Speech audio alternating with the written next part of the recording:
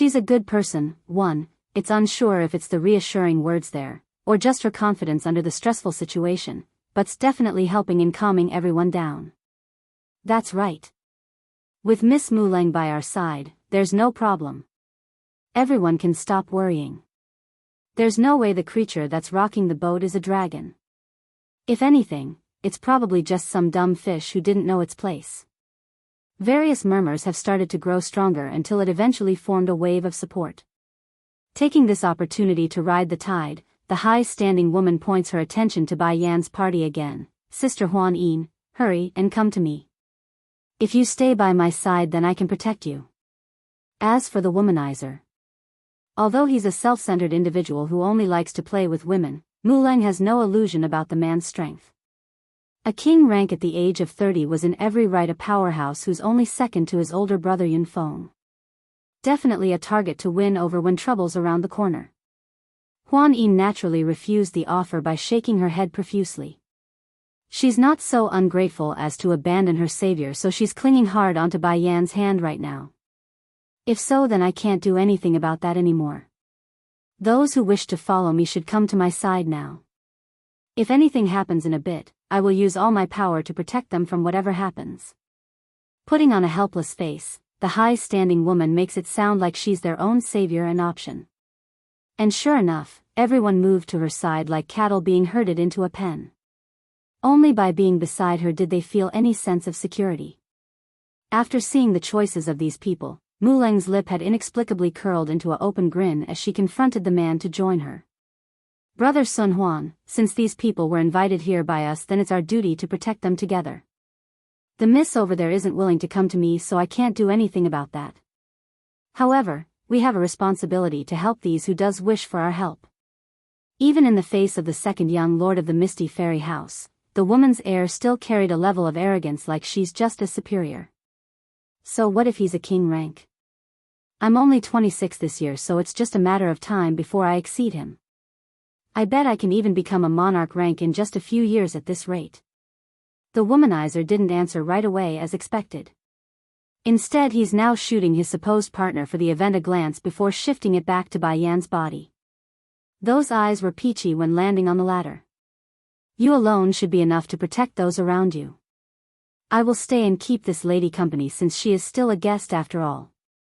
The river boat was mainly divided into 2 compartments here. Since Muleng wanted to play the dividing faction card now of all times, it has come into a situation where 2 underlying parties made up the entirety of the guest list. And since the compartments were closed off by a wall, it would be difficult to lend a hand when one side faces trouble. Against the open opposition and refusal to do as she wished, the high-standing woman immediately took this as a form of insult to her ego. Clenching that fist, she was just ready to say some more swaying words when the boat got rocked again by some sort of impact. Now things were becoming increasingly distressful to the point where the crowds have started to lose their balance.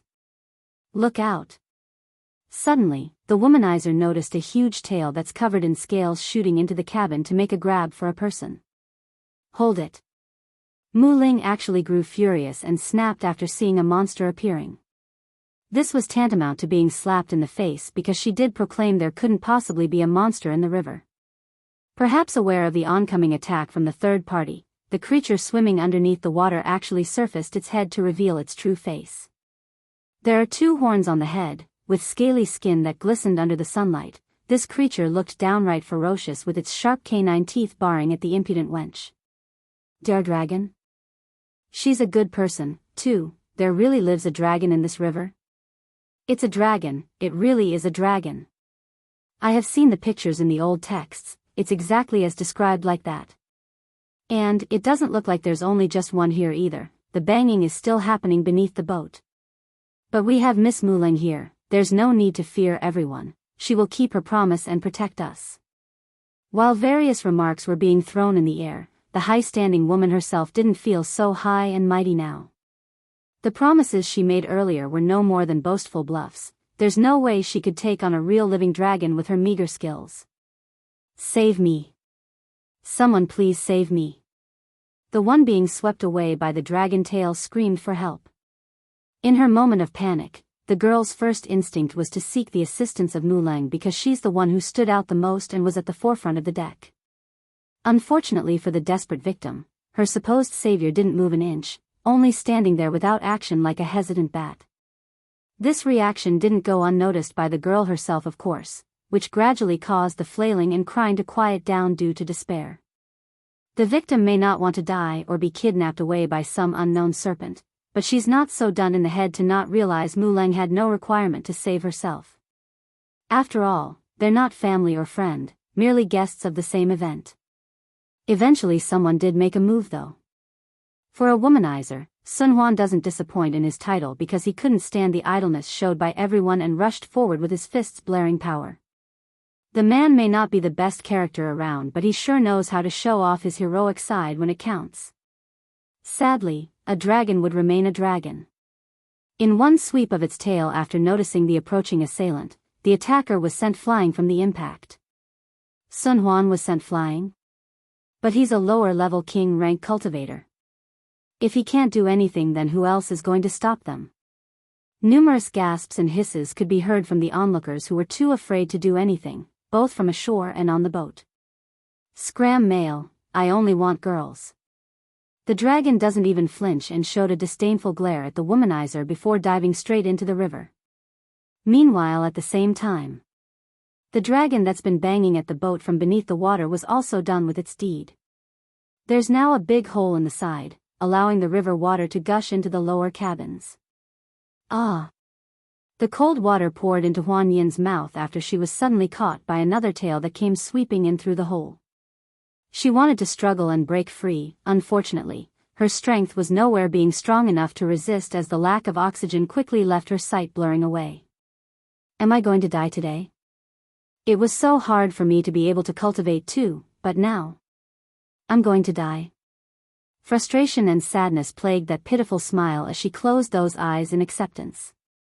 But fate has kindness. Just as she's about to hit rock bottom, a hand suddenly reached out and grabbed her by the wrist. Before Huan Yin knew it, air, fresh and powerful air filled her lungs, refreshing her already muddled consciousness with life again. I didn't die. In that moment of her life, the girl could not believe her luck. She had already given up and stopped struggling underneath, but now her face was above water and gazing up at the sky. Then all of a sudden, a bolt of electricity zapped her brain upon remembering what had happened and the hand who helped herself.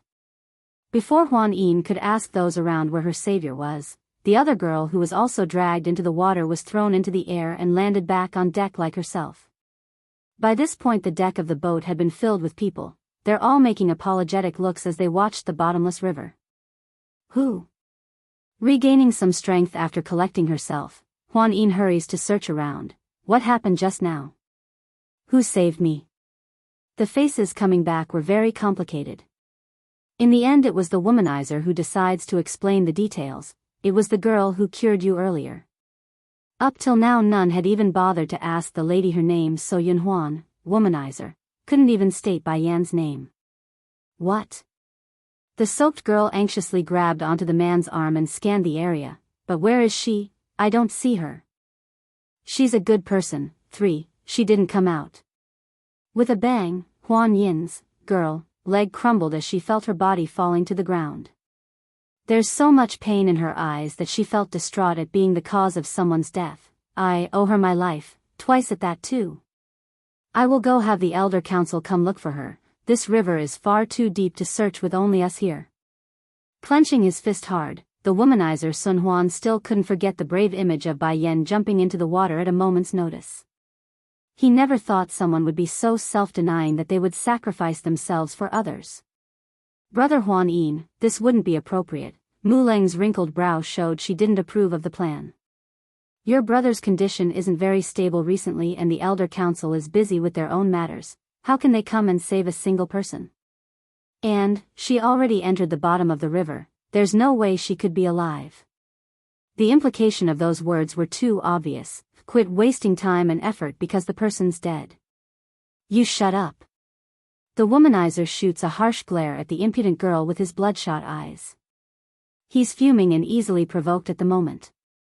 At first Mulang still didn't know how to react, but that shocked look soon turned to disbelief because it's the first time the man yelled at her. And, it's for a stranger.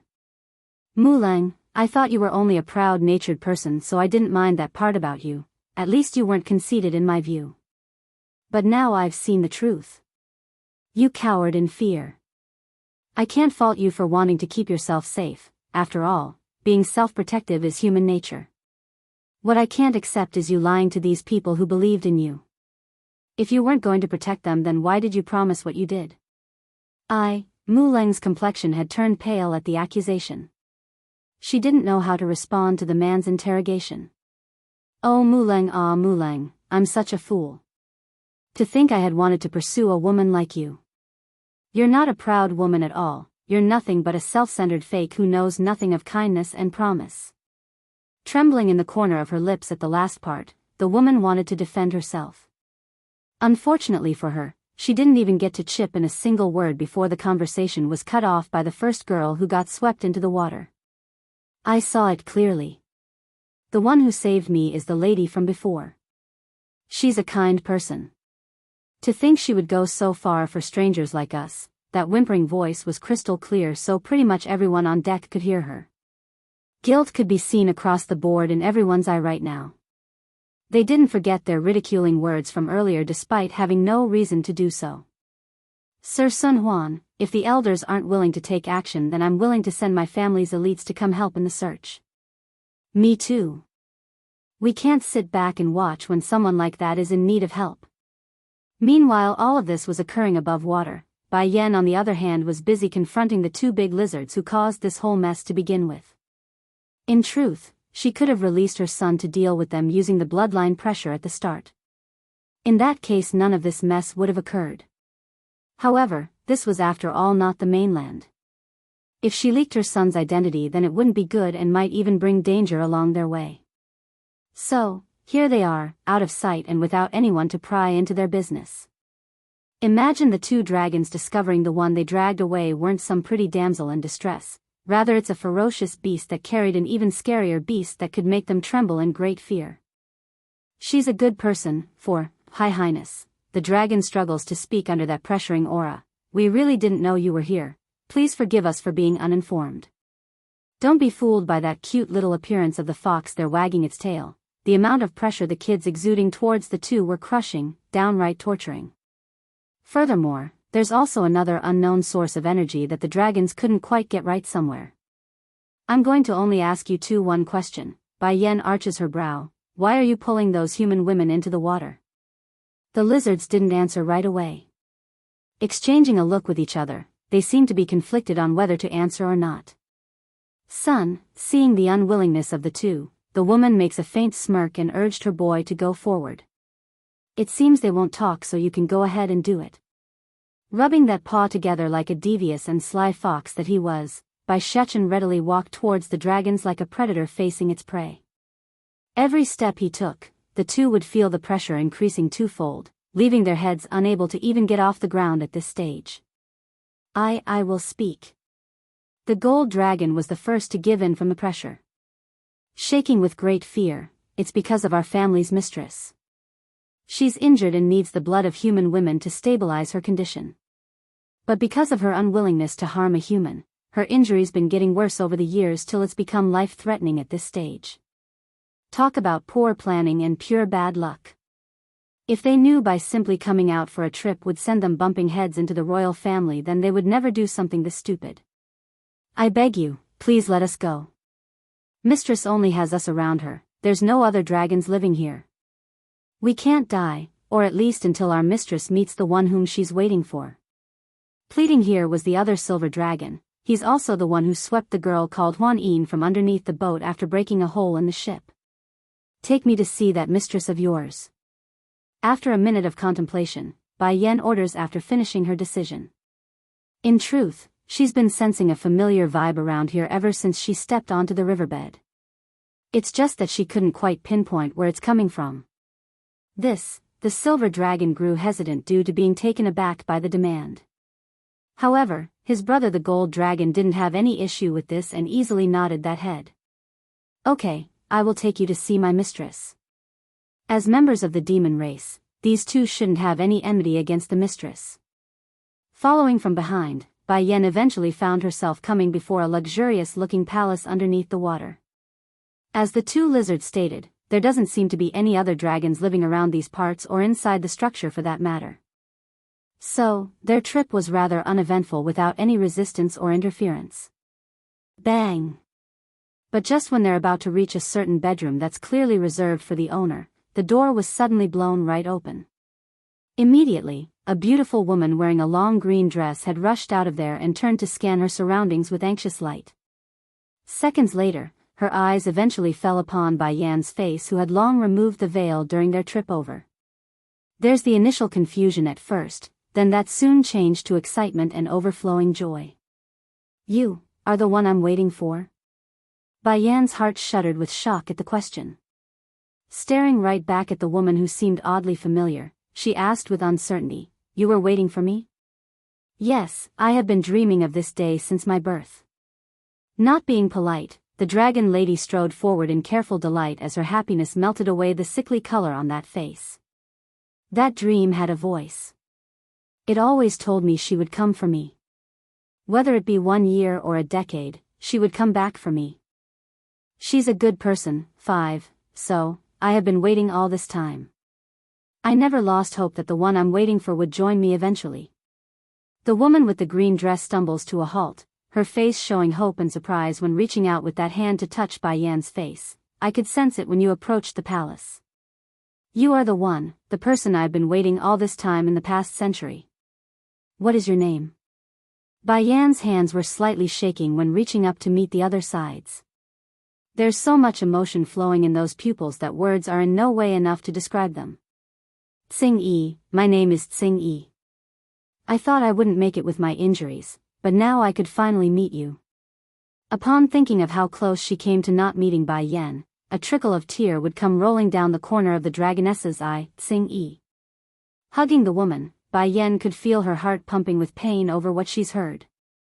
"I'm here now, don't worry. From now on no one can hurt you again because I won't let them." Tsing Yi has the blood of the azure dragon in her veins, so the woman's identity speaks for itself. However, Suzaku, Vermilion Bird, did mention azure dragon was a man. Well, a change of sex during a reincarnation couldn't be ruled out here, right? "I believe in you," the woman's voice sounded very nice to the ear, like the flowing water of a mountain creek. "Tsing Yi, let me see your body right now." Letting go of her hug, Bai Yan inserts her spiritual feelers through the skin in order to examine the dragoness. Almost immediately, her expression had turned grim. "Who caused you to become like this?" The current azure dragon could hardly be considered the great sacred beast that's been described in those stories. In fact, her life force was on the edge of flickering out. If Bai Yan came even a day later, it's very likely the dragoness would have died on her own. Casting that face down to the ground, Tsing Yi's aura turned weak and gloomy. The Misty Fairy House is home to a clan of dragons. Because of how well we are hidden from the world, the humans have never bothered us. Without interruption, Bai Yan quietly listens in on the story. 100 years ago, my clan had an infighting and my father was imprisoned as a result of the traitors among our ranks. They not only stole my father's position as chief, they also framed me, claiming I colluded with a human man and kidnapped my own father. It's funny they would say that honestly. How could I have colluded with a human to harm my own father? If the other clan members had just investigated a bit, then they would have known the man was merely my friend that I met on a trip. In the end, the rest of the clan members were swayed into hunting me and nearly took my life in the following pursuit. Originally I wouldn't have lasted long after the injuries I sustained, but I just couldn't accept my fate ending like that. From birth, I've been waiting for you, so I couldn't bring myself to die like they wished. Tsing Yi's expression looked lifeless and sad then, knowing full well about her own condition. "I'm sorry, I can't stay with you longer. At most I can only live for a few more days. As for rescuing her father and reclaiming the clan, that's nothing but a pipe dream at this point. I will find a way to heal you." Bai Yan's complexion was seething with rage. "Don't give up, Tsing Yi. I will definitely save you. I just need to find the right ingredients. Once I do, your injuries will immediately be cured with my help." Shooting up her eyes in surprise, the dragoness's voice became emotionally excited. I can really live? Giving a heavy nod in confirmation, I won't let you die. Also, going silent for a moment, Bai Yen then rummages through her storage bag before pulling out a bottle. This here will help you keep going for another 3 months. I will use this period to gather what I need. Do not give up until I return. Yes, mistress. Overjoyed in her smile, Tsing Yi collects the gift with careful precision. But please don't leave yet, there's something I want to do first. Can we form a contract? She's a good person. 6. Contract? Blinking her eyes, Bai Yen was rather taken aback by the suddenness of it all. Even so, she didn't refuse after recalling back to the events which took place when she contracted little Rice back at the bedside. Closing her eyes, let's begin then. At the permission, the dragoness quickly pointed her finger over to Bai Yan's temple and allowed the stream of connection to bond together between mistress and familiar. And sure enough, the vivid scenes of the battlefield had once again emerged within the mind of the latter. This is my past life. No, this is my memory from 2 lives ago. It was then while Bai Yen remains busy fussing over which life this was, a loud chaotic ruckus of metal and explosions had pulled her attention. Hurrying to seek the source, Bai Yen could see there are 2 opposing forces at a standoff. Almost immediately, she could recognize one of them. It's a young man wearing a deep blue gown with a very handsome contour of a proud general. There are a lot of similarities between this youth and Tsing Yi's face, though they're different sexes though. Why do you submit to a mere human woman when you are the great dragon general of the demon realm? Tell me where she is and I will let you live. The enemy frowns and attempts to sway the unyielding youngster. In return to that proposed deal, a wild laugh was all that came out of the general's mouth. If none is willing to take on this daunting task in hell, then I shall do it. But before I head off into hell, I will take all of you with me first. So what if I have to go to hell after I die? If I can attack the gods themselves, then a simple place like hell is nothing to fear. Attack. The enemy forces were outraged by the youth's arrogant proclamation. In a wave of the leading man's hand, find that woman, she is likely at the brink of making a breakthrough. We must use this golden opportunity to slay her during her weakest. After the orders were given, both sides immediately charged into each other and blood soon stained the sky and ground. Though the youth's side came out with a victory in the end, he's nevertheless severely injured with blood soaking into his gown. There are a few survivors on his end left, but they're so far and in between that it's not even worth mentioning anymore. And fate has a tendency to toy with those who are living as always. Just as the youth's about to pull up the very sword in which he's using to support himself, another blade had abruptly came down from the sky and pierced into his chest. Puff! Losing pretty much most of his motor skills after the sneak attack, the youth finally turned his head around and met the assailant's gaze. There were numerous emotions after he recognizes who it was, but most of it were disbelief and sadness. Why are you, sadly, the final sentence there could never be completed. Crashing to the ground as all life left him, a cloud of dust scatters into the air over the impact. Outside the battlefield, Bai Yen desperately wanted to see the face of the assailant for herself. Unfortunately for her though, the layer of fog over that face remains regardless of how she moved around. Even so, there was one point she's certain of now: the assailant must be acquainted to the youth if he could get a hit in so easily from behind. Boom! The scene exploded and shatters into a million pieces, causing Bai Yen to return to reality and collapsing onto the cold hard floor.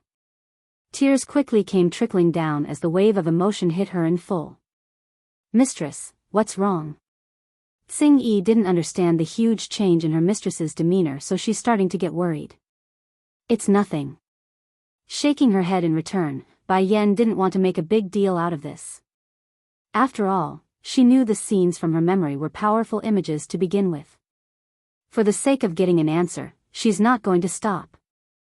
She's a good person. 7. Tsing Yi, you are seriously injured now, so stay here and care for yourself until I finish refining the medicine. I will come back for you. Let Goldie and Silvery follow you then? The dragoness offers the help after a moment of silence. No, they are better suited to protect you. Besides, I already have a little guardian with me, there's no need for another too.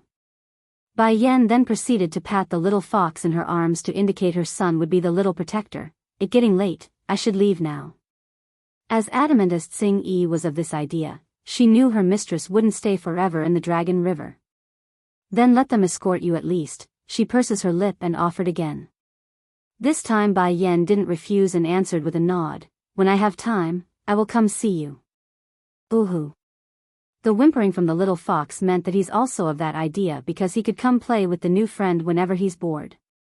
Goldie and Silvery were now both standing in attendance on both sides as they prepared to leave. The two are quite fast-witted actually. Since their mistress has become this lady's familiar, their attitude got extremely respectful with a lot of flattery tones in there during the trip back. Unfortunately for them though, Bai Yen has never been one to take bootlickers very well, so it only became a bother. Once at the described exit, she shooed the both of them away like they're contagious or something. Back over in the surface, Huan Yin, girl, had just returned to her home after everything exploded into a rescue effort for Bai Yen. The poor lady was dreadfully moody for the lack of result and hanged her head as she walked past her own father. Hold it. Huan Lifang hollers out to his daughter after getting no eye contact. Coming back to attention, the young lady turns without energy. Father, did you call me? What happened to you today? Why are you so dejected? Speaking like it's nothing, I can cultivate now. This news literally smashed the old man into startling amazement. Nearly screaming in that voice due to the joyous news. What do you mean? Daughter, you can cultivate now? If she can cultivate, then why is she acting so dejected? Biting that lip, the girl couldn't hold it in anymore and allowed the tears to come forward. That lady who cured me is in danger and is now missing. Father, please help, please send someone to save her. What? Huan Lifang was furious and exploded with rage. Since the lady was the one who cured you, then of course we will go save her. She is the benefactor of our family. Just tell father who it is, I will send my people to crush them right away. And, she not only healed me, she also saved my life. The girl's voice started to stammer as she's about to openly cry.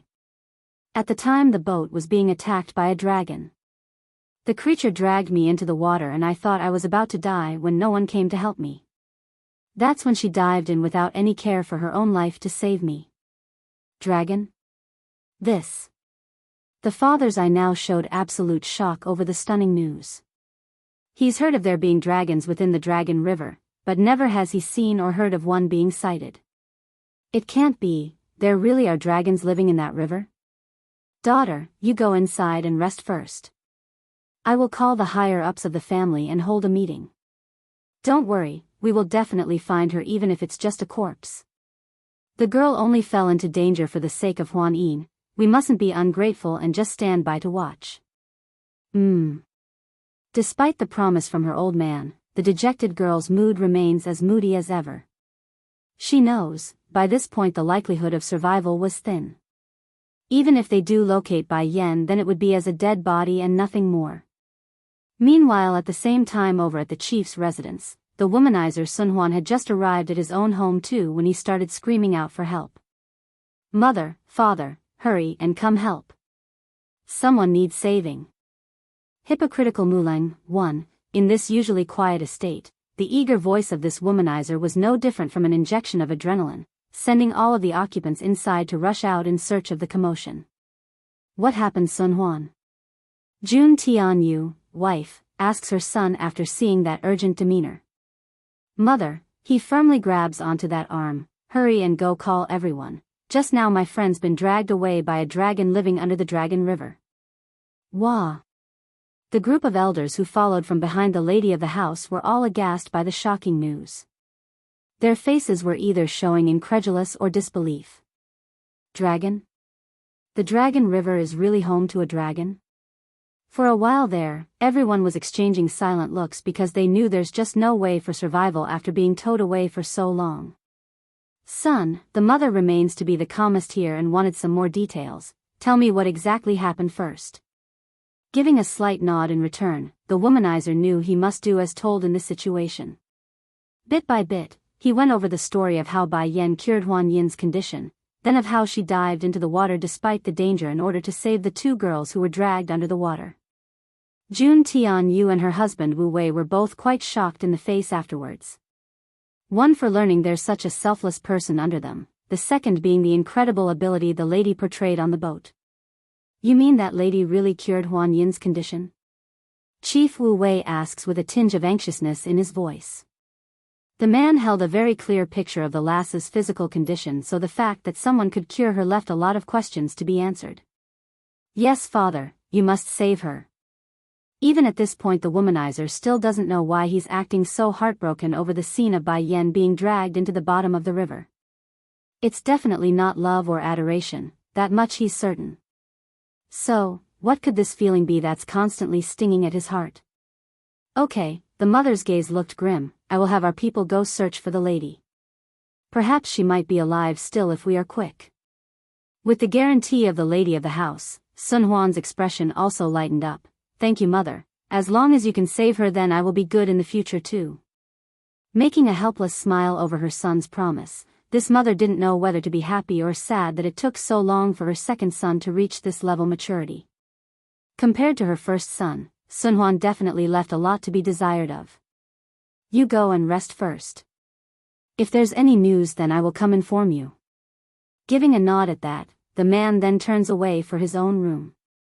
Madam. The elders were dissatisfied with the rash promise and quickly objected. The first master is already terminally ill. We don't have time to waste on searching for some stranger. Please reconsider the decision. Growing heavy in the complexion, the woman got stern in the voice almost immediately. This is my decision. No one is allowed to have any objection. Chief.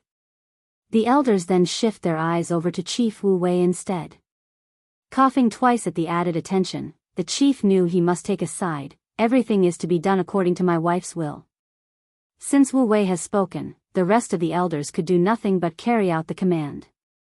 Arching their fist, they quickly retreated away. Are you trying to take a chance with that lady after hearing Sun Huan's claim? Alone now, the husband turns to his wife and asks inquisitively. Hypocritical Mulang, too, Jun Tianyu, wife, gives a faint nod. Yes, if she can cure Huan Yin, girl, then her ability must be quite good. I want to invite her to come look at Yun Feng's condition. But she's been dragged down to the bottom of the river by the dragon already. I fear her likelihood of survival is slim at this rate. Unable to hold in his frustration over this sad predicament, Chief Wu Wei felt a sense of bitterness in the mouth and sighed heavily. This may not be the case. As long as we don't see the body, then it's very possible that she's alive still somehow. Even if the hope was slim, or just a flicker, this mother wasn't going to give up for the ask of her son. Inside the Misty Fairy House, all four major powers are ablaze with activity, causing the Dragon River to be entrenched with heavy security as a result of their search. And due to Bai Yan's need to hurry back, the girl was oblivious to the commotion her presence has caused for everyone. Nevertheless, her goal was achieved, and the brother Shifus she newly recognized didn't realize she had snuck out. Shifus, did something happen today? Bai Yan asks after seeing the gloomy expression on the two that night. It's not a big deal or anything, you only need to focus on your training. Delighted now, the older Zhongnan spoke first. Oh yes, what is your level? We want to test and see your results. I think my breakthrough will happen very soon. There were flashes of light in both brothers' iris after hearing that. This is wonderful news.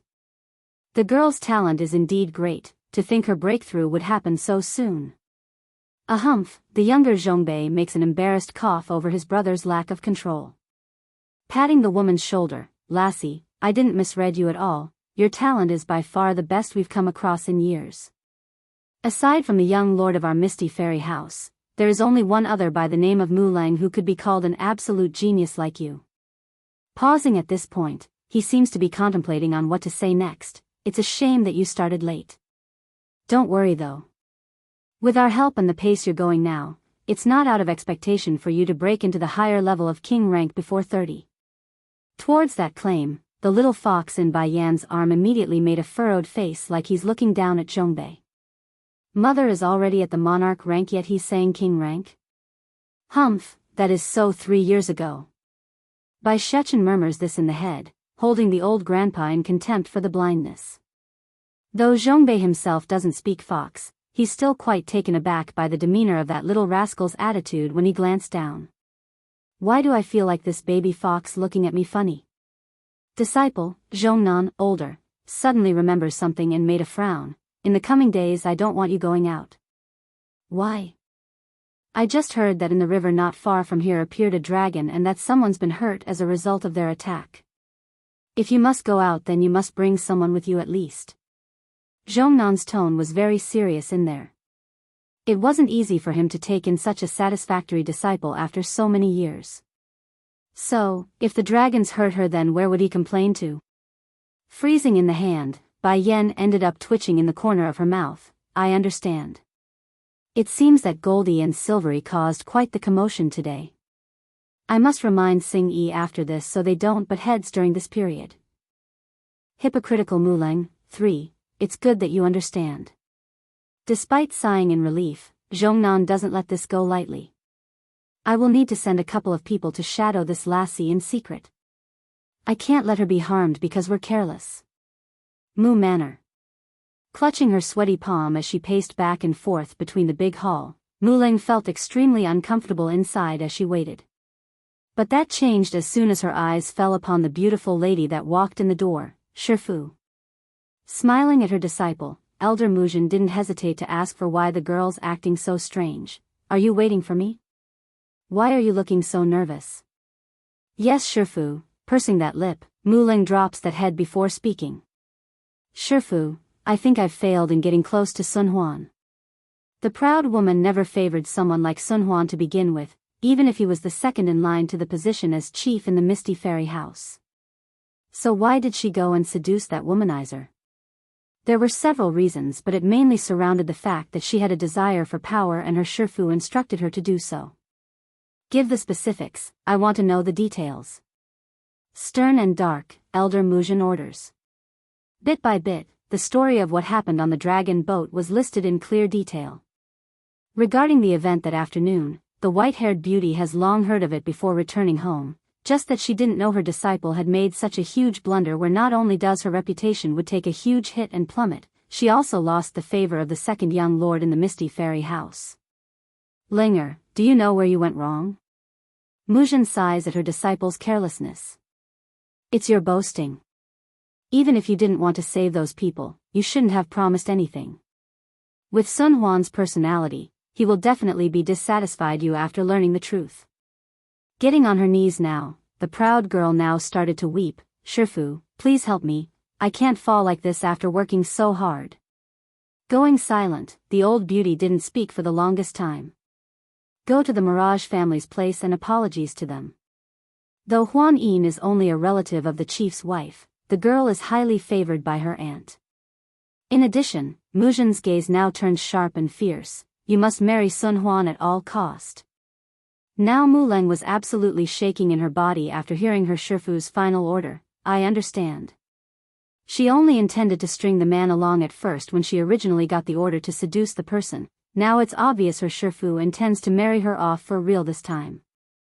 So, how could she accept this ending? First of all, her own talent far exceeds that womanizer. Though their level still doesn't stand on the same level yet, but the age difference says it all. It's just a matter of time before she surpasses everyone. If nothing else, go back to your room for now. Muzhin waves her hand, signaling her student to leave.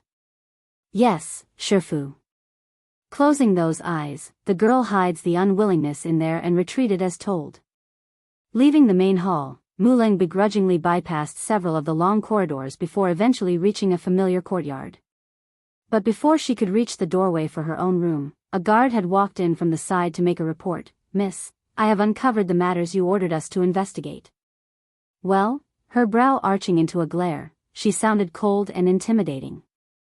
Who was it? Who was that woman who stole my limelight? She is the Ho family's daughter called Ho Chui Chui, but, when I went to confront the lady, she informed us that she didn't attend the event for various reasons and sold the invite slip to someone else. Who did she sell to? Muleng's expression was now getting hard and dangerous. We were able to locate the dealer very easily and even managed to get a portrait of the woman according to the description he gave. Miss, please have a look. Hypocritical Mulang. 4. The guard in question hurries to present the portrait in front of the lady. After careful scrutiny, Mulang's expression soon changed from smug to enraged anger. The woman on the portrait was almost surreal in how beautiful it was, far surpassing her own image in every way. In particular were those eyes. It's deeply attractive and the key factor in confirming it's indeed the same person she met on the boat. She is the woman who bought the invitation. Biting her lip, she asks with a frosty tone. Go deal with that dealer first, then go tell that Ho Chui Chui that if she wants to be a prominent figure around here then she is to do as I say. From this point forward Ho Chui Chui is the woman in this portrait, the very same person who saved Huan Yin. If her people could follow the trail and investigate up to this point then it's a surety that Sun Huan and everyone else would as well. By using Ho Chui Chui to impersonate this unknown woman, Mulang could use this to her advantage. After all, no one saw Bai Yan's true face thanks to the facial veil she wore.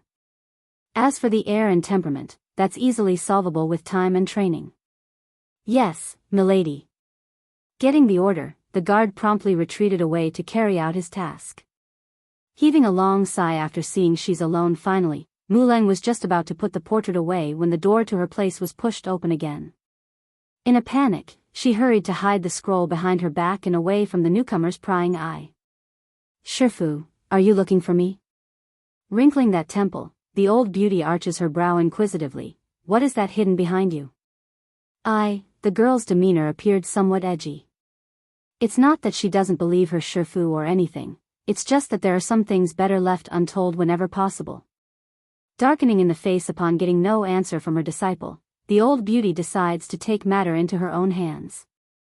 In a wave, the portrait being hidden was promptly snatched away. Shifu! Mulang exclaims in great fright at seeing the scroll being unfolded. While the young girl herself only wanted to hide the picture, Muzhin on the other hand showed a much bigger reaction than expected. It's as if a ghost had just appeared from the depths of hell and wanted to strangle this old lady. That's how pale the woman looked at this moment. Lenger, where did you get this portrait from? Muzhin's lip trembles as she spoke. It was actually so bad that even her hands were having a hard time keeping the scroll in check and almost dropped it on several occasions. Though Mulang herself doesn't know what's gotten into her Shifu right now, it doesn't stop her from giving the details. You mean, the woman in this picture is that very same lady? Muzhin's eye flashed meaningfully. Yes Shifu, that's her right there. Good, very good. Remember, do not let anyone else see this portrait again. Returning the scroll to her disciple, Muzhin herself felt relieved for some unknown reason. Yes, that woman is dead, she couldn't possibly be alive. Thinking of this, the old beauty's mood immediately let up. Evoking a snarling smirk, since that woman is the one who saved Huan Yin then she mustn't be allowed to live. From now on forward, I will try to muddle the search effort. As to Huan Yin's side, Linger, you will need to count on yourself to do your half. I understand Shifu. Although Mulang didn't know the specifics yet regarding the search effort, she did understand enough that there's no possible way the woman could have survived after being eaten by a dragon. Oh yes, Muzhin's gaze narrowed into a slit, your plan will need to be adjusted to the situation. Even if the temperament is similar, it's useless. What's really important is the body shape, after all, that Sun Huan is no fool when it comes to the opposite sex. He's sharper than anyone in the Misty Fairy House when recognizing a female's body. Hypocritical Mulang. 5. Shifu, I know what to do. Glowing a frosty tint in those eyes, Mulang confirms she's got the idea in her demeanor. This time I will not let my plan fail. The Ho family was a small to middle-ranked household in the Misty Fairy House. As such, even if the disciples under them would have to survive with their tails behind their butt. But that's all changed in the past couple of days thanks to the people sent over by Mulang. Not only did Ho Chui Chui herself readily accept the proposal to impersonate Bai Yan when the idea was brought up, she also willingly joined the plan to become Huan Yin's benefactor in light of the deceit involved. It's simply too tempting, being a person of superior status. However, there's just one minor issue, she must lose that buttload of weight from her figure. Sadly, Ho Chui Chui has always been a glutton. Forcing her to go on a diet was excruciatingly painful. Therefore, it only took a few days before the girl couldn't handle the restriction anymore and secretly snuck out of her home to visit the best restaurant around. Oh hoo hoo. Bai Shechen tugs at his mother's sleeve, those eyes shooting straight over to the restaurant that's giving off a salivating smell in the air. Are you hungry? Halting in her step, she asks with an affectionate gaze. Giving a desperate nod at that question, the baby fox looked absolutely adorable in that appearance. It's no different from a baby pleading for food to his mother. In actual truth, the boy didn't really want the restaurant's food, rather it's his own mother's cooking. Sadly, he's too afraid of them being snatched away by those two new shifis when they get a whiff of the smell. As such, he could only endure for now and turn to this restaurant. If you are hungry, then let's go inside and rest. Bai Yan's naturally aware of the two shadows tailing her since the day of the conversation, therefore she's not in the position to go inform Tsing Yi of what she knew right now. But no matter, passing on a message could be left solely to Goldie and Silvery since they are under no restriction. The main urgency still remains with locating Dragony and the Bloodvine seeds. Bai Shechen didn't have that much problems compared to his mother though, he only has food in mind at the moment. Blinking like stars in his eyes, the little fox licks that cheek like a good little son that he was and got a good rub on the head in return. Unbeknownst to the boy though, Bai Yan was rather worried about her son's current state, for it's been a long time since she's heard him call out to her in that cuddly voice. The business around this Longjing restaurant was very good based on the fullness of their lobby. Maybe it's just luck at play today, but Bai Yan and her son were able to get a table as soon as they entered thanks to a couple leaving at the same time. But good fortune doesn't always last. As soon as she's finished picking out a few dishes and was in the middle of playing with her son, that's when it happened. Ho Chui Chui, I obviously came first, so based on what can you take my seat? The voice sounded angry. Sneering in return, Lu Yu, you've snatched my stuff on more than one occasion before, so what does it matter if I return the favor just this once? You, the other person stares wide-eyed there. The idea of Ho Chui Chui talking back to him simply never crossed his mind. What's going on here?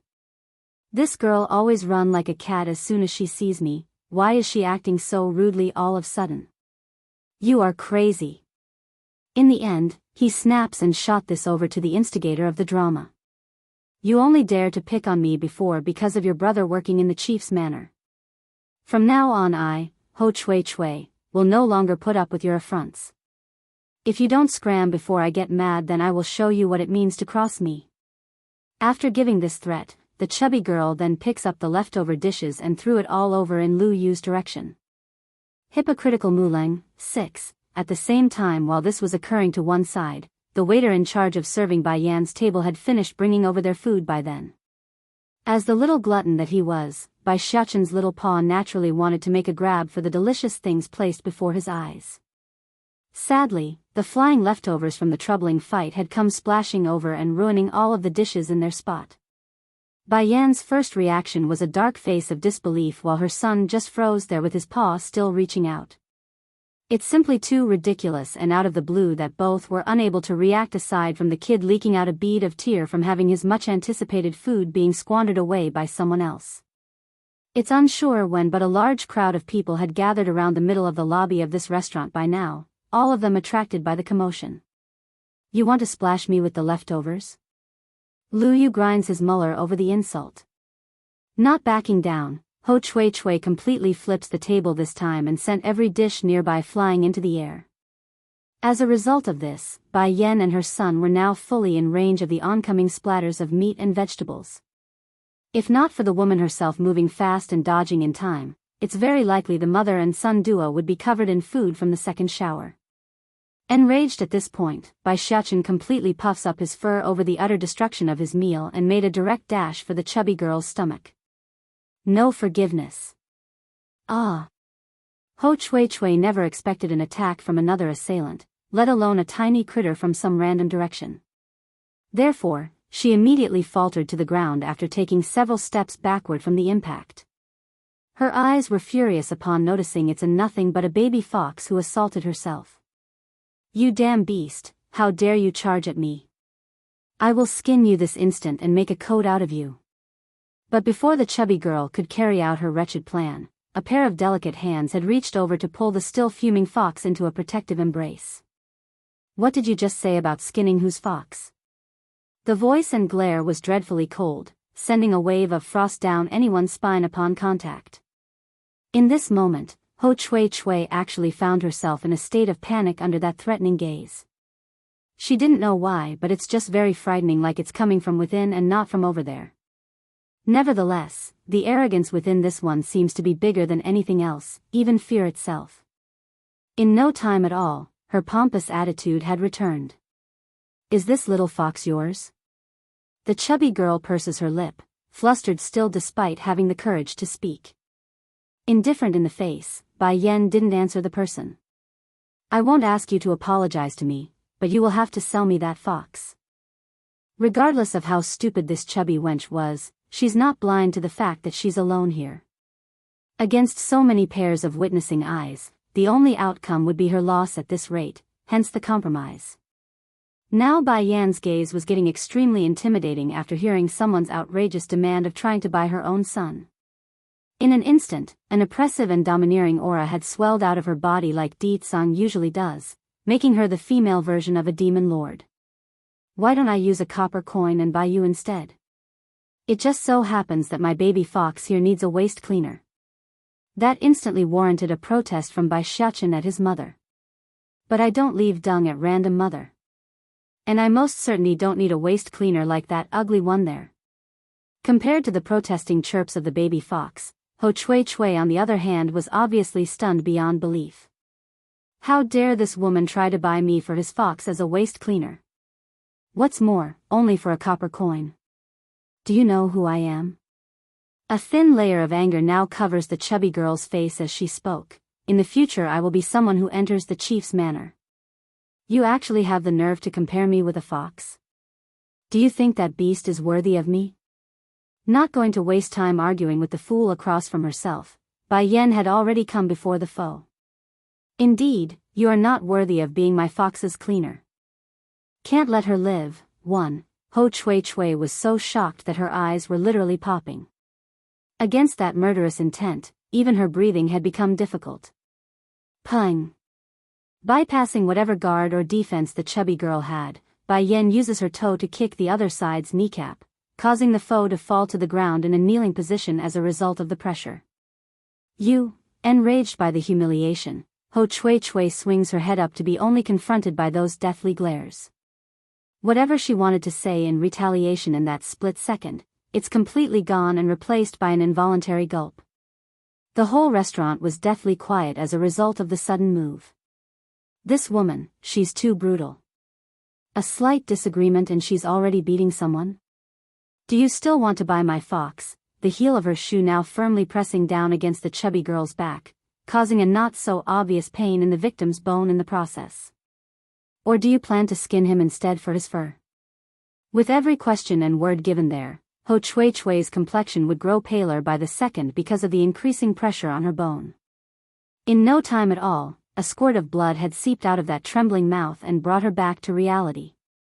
She's hit a brick wall this time, a cue for trouble beyond her rank. If only I can reveal my identity, then this woman would never dare to do this to me. But Muleng's message continues to linger in that head. If they want to successfully impersonate that woman, then the public mustn't be allowed to know about the matter. Gritting those teeth, Ho Chui Chui ends up holding back her anger. In the girl's mind, there would be other chances in the future for payback. Outrageous. It was just then a loud hollering voice had drifted over from the restaurant's doorway. Following the source of that sound, what came into view of Bai Yan's eye was an elegant face of someone she's met before. Muleng also noticed the inquisitive gaze coming her way right at that moment, but unlike the flat reaction from the former, she herself was absolutely shocked by what came into her view. The very sight of Bai Yan's face was enough to make her go green until it eventually fell into a state of panic. Not missing this, a pang of suspicion promptly sprouted within Bai Yan's head. It seems this person recognizes me. Hold it. Forcing down the unsettling mood inside, the usually high-standing girl slowly strode into the restaurant to confront the other side. "Miss, this girl is my friend, I hope you can let this slide out of consideration for my name and face." The plea for mercy immediately warranted a look of gratitude from the chubby Ho Chui Chui. She didn't expect someone as important as Mu Leng to personally come save herself, let alone claim they are friends. The rest of the occupants inside the restaurant were nominally shocked, of course. There's plenty of envious looks shooting their way now, to the point where Lu Yu, who's the other participant in this fight, had also backed down. The boys practically trying to hide in order to avoid eye contact. The message today was too obvious. As long as they're not brain dead, there's only one meaning: the whole family of the Misty Fairy House will no longer be a third-rate family anymore. "Give you face?" Bai Yan's gaze squints into a frosty stare. "Do I know you?" That last part of questioning definitely brought on a new wave of unease within Mu Leng's heart. She's very much afraid this woman would remember their last encounter and ruin everything she's had planned for the future. Nevertheless, the will to continue with this farce wins out in the end. "We are not acquainted." "If we are not acquainted, then why should I give you face?" Sneering with contempt at this point, Bai Yan cocks a smirk. "Is your face worth a lot of money?" Now Mu Leng could no longer keep up her facade and actually showed a crack in the face. She simply never expected there to be an individual who would dare go against herself in the Misty Fairy House. "If you are unwilling to give me face, miss, then I can only apologize ahead of time. Uncle Mu, please restrain this lady for me." Putting on an indifferent air of someone of superior status, this girl acts like she's above everyone else despite willingly joining in on the fight. But in truth, Mu Leng wanted this outcome from the very start.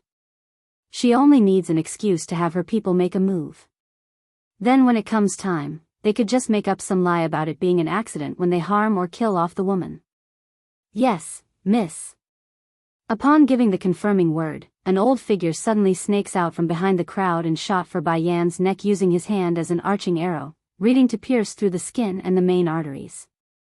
Can't let her live, too. Seeing that the old man had already come before her very eyes, Bai Yan was now stuck in a predicament of whether or not to release her true strength. Issue was, if she did so, her secret would be revealed. But on the other hand, it's very unlikely she would be able to leave if things continued like so. Heaving out a long sigh, Bai Yan knew there's no other choice. Just when she's about to lift her hand to counter, something unexpected occurred, and two figures from outside the restaurant had come before her and blocked off the path between herself and that Uncle Mu. They are two middle-aged men, each stern-looking and giving off a strong vibe like mountains that they were. "It's you two." Retracting his strike, Uncle Mu looks on in shock at the newcomers. "Why are the two of you here?" Truth was, it's not just the old senior who's in utter shock. Even Mu Leng, who's standing in the back, were filled with disbelief like she's seen some horrific scene. What is Tai Long and Tai Hai doing here? Aren't they supposed to be Elder Zhongnan's subordinate?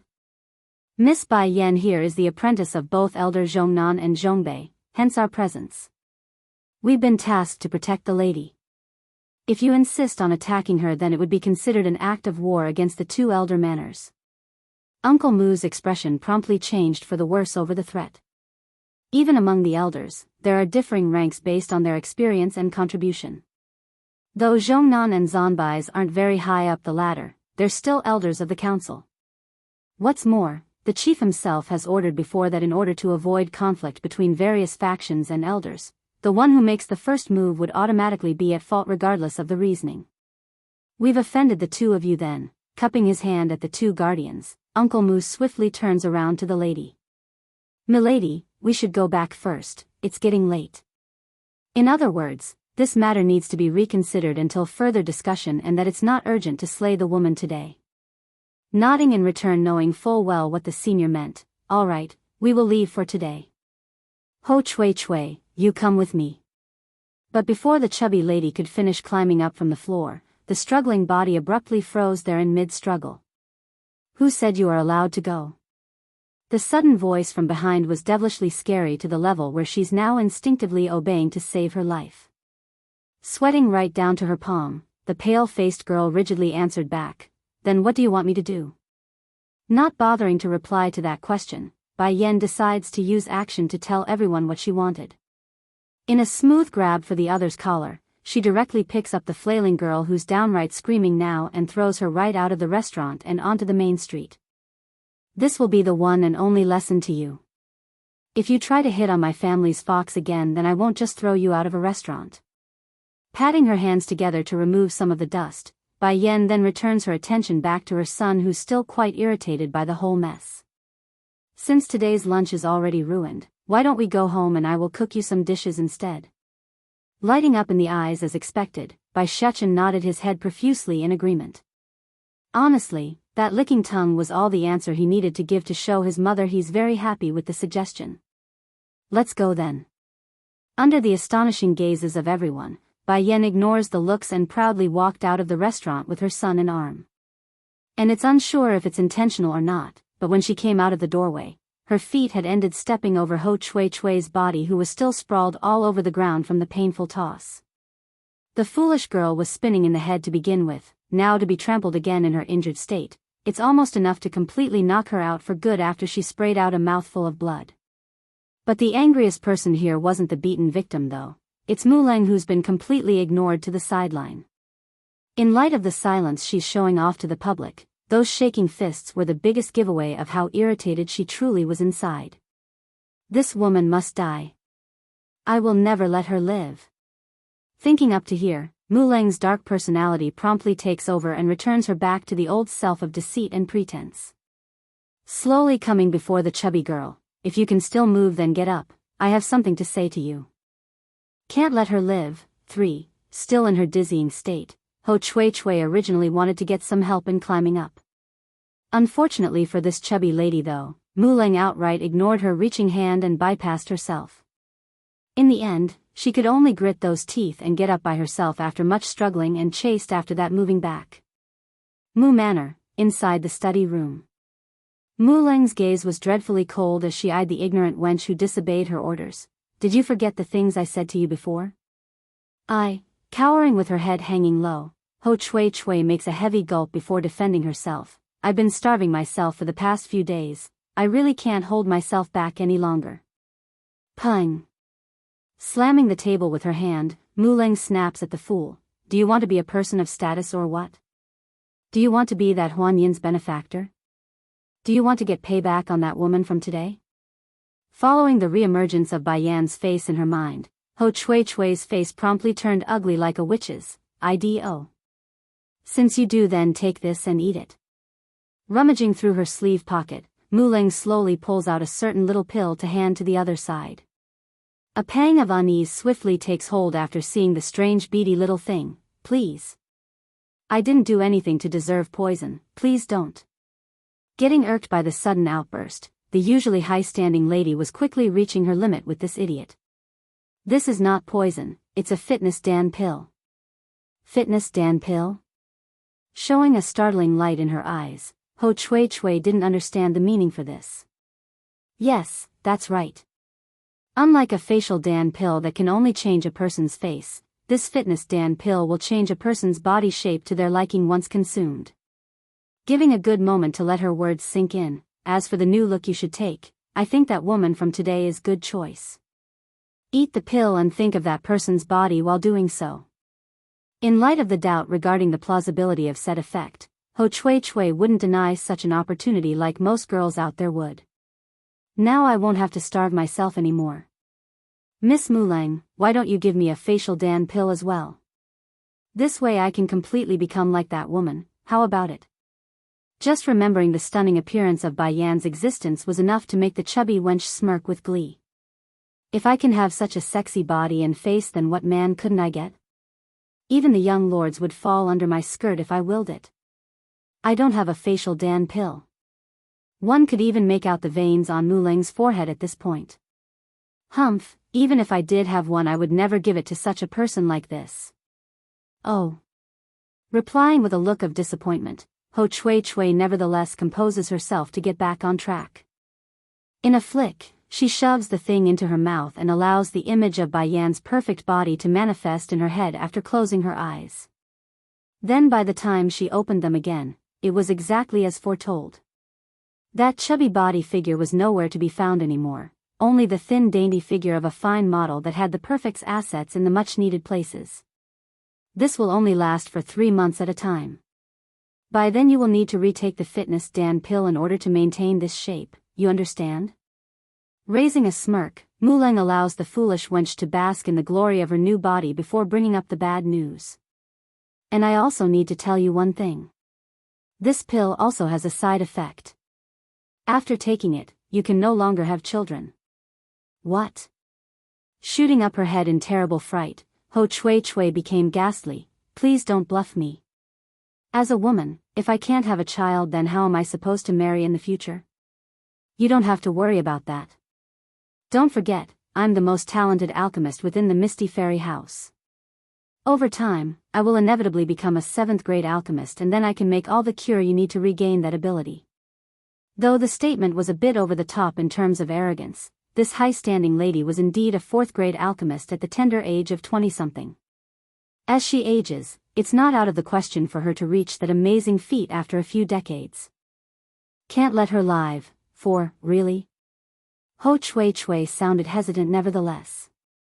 But upon recognition of how talented Muleng was, she stuffed her doubt back inside at the end.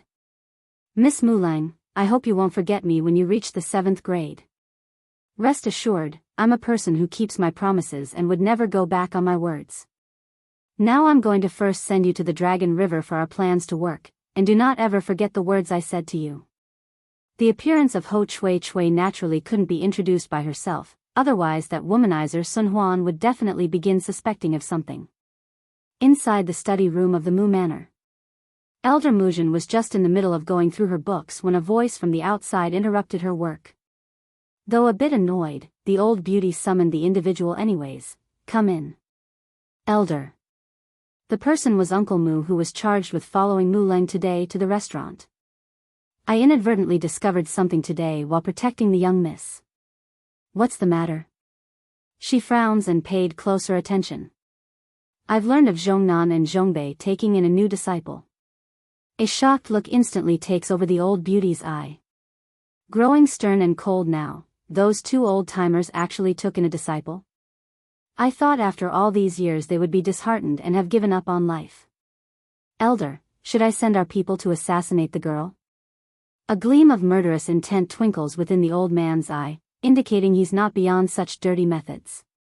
The Misty Fairy House may not allow confrontation between its members, but that doesn't mean there aren't other methods under the table where they could take charge.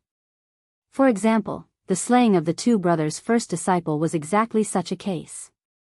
In the end, Zhongnan and Zhongbei didn't even know their precious apprentice was murdered by someone else and only assumed it was an accident. But that's not the best part. As a result of that order from way back, the once leading figures, Zhongnan and Zhongbei, of the Elder Council has now fallen from grace and could only stand at the bottom of the ladder, unable to move forward again because of their idle cultivation. Humph. Mujin huffs with displeasure. It was precisely these two old farts who supported the young lord when he mingled with a mundane woman from the outside. I wanted to use forceful means to break off their relationship, but they kept insisting on going against my plan, sending my opinion to deaf ears. But what of it? If I can't beat them in the open, then I can beat them in the shadows. If they weren't so stupid to begin with, then they never would have fallen into their current decrepit state. Just thinking of the past would be enough to make Mujin's eye flare up with fire. Furthermore, simply killing their first disciple and freezing their cultivation is nowhere close to being enough to dispel my hatred for them both. Mu, Senior, I will leave this matter to you. I don't want to see anyone related to those two alive again.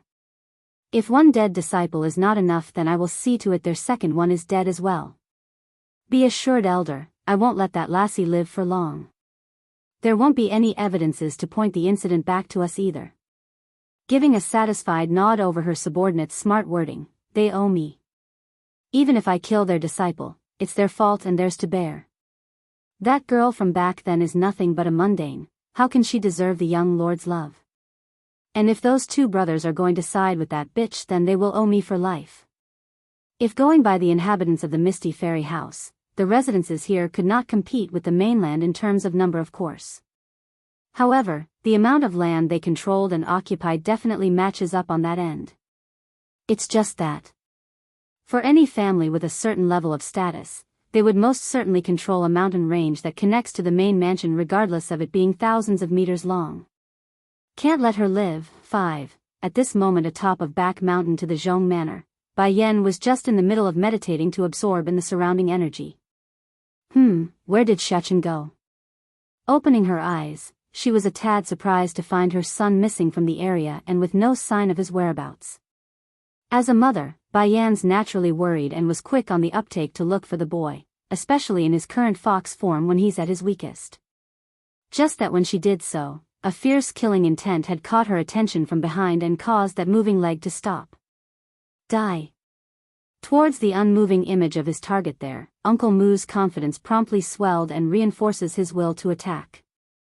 However, it's unsure if it's just coincidence or intentionally, but at the last moment when the strike's about to land, the woman's footstep had swung around to one side and allowed that body to escape the hit. Though slightly startled at having missed there, the senior didn't back down and wanted to press on with his efforts. That was until he felt that unfluctuating gaze coming right back at himself. Did you lure away the 2 guardians my 2 shifis assigned to me? Bai Yen asks with a mild tone. That's right, Senior Mu answers with a deep wrinkle on his temple. I did lure them away, but don't worry, they're very safe because my target is only you. He has a very high standard when doing things. Unless they're part of his list, he won't touch anyone else uninvolved. Then where's my fox? Bai Yen continues to ask. What fox? I don't know what you're talking about. Now Senior Mu's frown had become very deep, as was his patience over the incessant questioning. Bai Yen on the other hand showed a look of relief after confirming her son's safety. It looks like Shechen only went out on his own to play and not because he's been kidnapped by someone else. Speaking about it, I should be thanking you. Smirking openly now, Bai Yan's gaze was full of laughter like a cat playing with a toy. What? The old man seemed shocked, unsure of what to make of the other side's meaning. I'm thanking you for removing everyone away that could be a hindrance, this way I can act without worry. Now that smile on her face didn't seem so friendly anymore, it's downright dangerous and threatening as she firmly strode towards the assassin. Meanwhile at the same time, her true strength as a monarch-ranked cultivator was in full bloom, leveling the ground with her pressuring aura and turning the sky gray. You're a monarch rank? Utterly shocked by this quick turn of events, Senior Mu could feel his heart pounding. Though the Misty Fairy House was considered to be one of the 3 major powers of this world, they are still within the realms of reason. As such, any monarch rank would be considered a powerhouse here regardless of their nature and would most certainly warrant an invite from the acting chief to join the Elder Council. Run. Pumping with adrenaline, that's the first thought that came to this old-timer's mind as he made a hard dash for the mountains. You know too many things already, so don't even think about leaving. The voice was like the devil's, drifting into Senior Mu's ear and reinforcing the fear inside his heart. But if you tell me who ordered you to come kill me, then I might just leave your body intact afterwards. For those who want her life, Bai Yen has never been one to hold back. I would never tell you. The elder viciously yells back the reply while still fleeing for his life. Is that so? Not minding this at all, Bai Yan's hand casually raises up to take aim at her target. Next second a burst of flame ignites out of the blue and enshrouds the elder's body, causing immense pain in the process. Can't let her live. 6. Even if you burn me to death, I won't say it.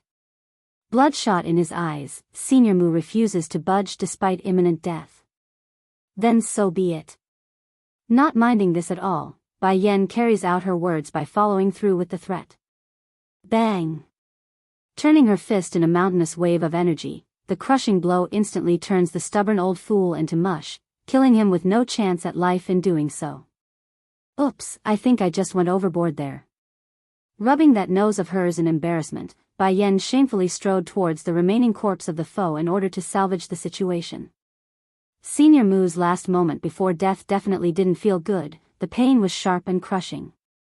Even so, at least the process was quick and left him free to move on to the afterworld. Or that's what he thought until he felt a sharp intense pain ripping at his soul. And sure enough, by the time he's managed to adapt to the sunlight in front of himself again, the man was horrified to discover the terrible truth. Bai Yen was indeed tearing at his soul and ripping it from his corpse. This could no longer be considered a simple act of fear, it's downright torture. He's always thought that after a person's death, their soul would automatically break away from the flesh, but now he's being grabbed and ripped away by a human hand? Now are you going to tell me who instructed you, or do I have to take further measures to make you talk? Gripping the soul firmly in place with one hand, Bai Yen slowly moves a ball of blue flame with the other to reaffirm her threat. Monster. This was the only description he could use to describe Bai Yan's existence at the moment. This woman is a monster. No, she's more frightening than a monster, she's a devil. I will speak. When the soul's about to make contact with that eerie-looking flame, the senior's last ounce of stubbornness had finally crumbled. I will tell you everything, just keep that fire away from me. If it was just material pain then he could still bear it, but it's one's soul, his soul. It's not common knowledge, but as someone who's from the Misty Fairy House, Senior Mu understands that damaging a soul meant the pain would manifest by several folds and more depending on the method. If you had obeyed from the beginning then none of this would need to happen, you know. All smiles there, Bai Yen squints those foxy eyes to show her mischievous side. In light of the mesmerizing face in front of himself, Senior Mu only found the woman's appearance all the more frightening. In fact, the more she smiled, the more his heart trembled. If I had known her strength would be like this then I would never have resisted. The one who sent me to kill you wasn't Mu Lang. It's her Shifu Elder Muzhen. Muzhen? Slightly wrinkling her brow over the name, do we have a grudge or something? Why would she send an assassin after me? No, you and her do not have a grudge, it's Zhongnan and Zhongbei. She has a grudge against the two brothers, that's why she sent me to kill you in order to get back at them. Pausing a bit, Senior Mu had to take a short moment to come to terms with revealing the biggest secret. Muzhen admires the young lord, that's why she's jealous of that mundane girl who could get the young lord's love.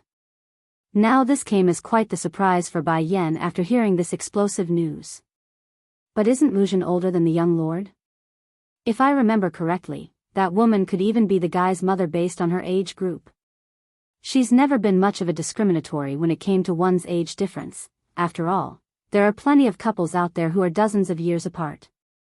However, the issue here lies in the fact that Muzhen has a one-sided crush on the poor man, and even went out of her way to go after anyone whom she's jealous of. Yes, it's a shame that our young lord doesn't have the right to choose his own love interest.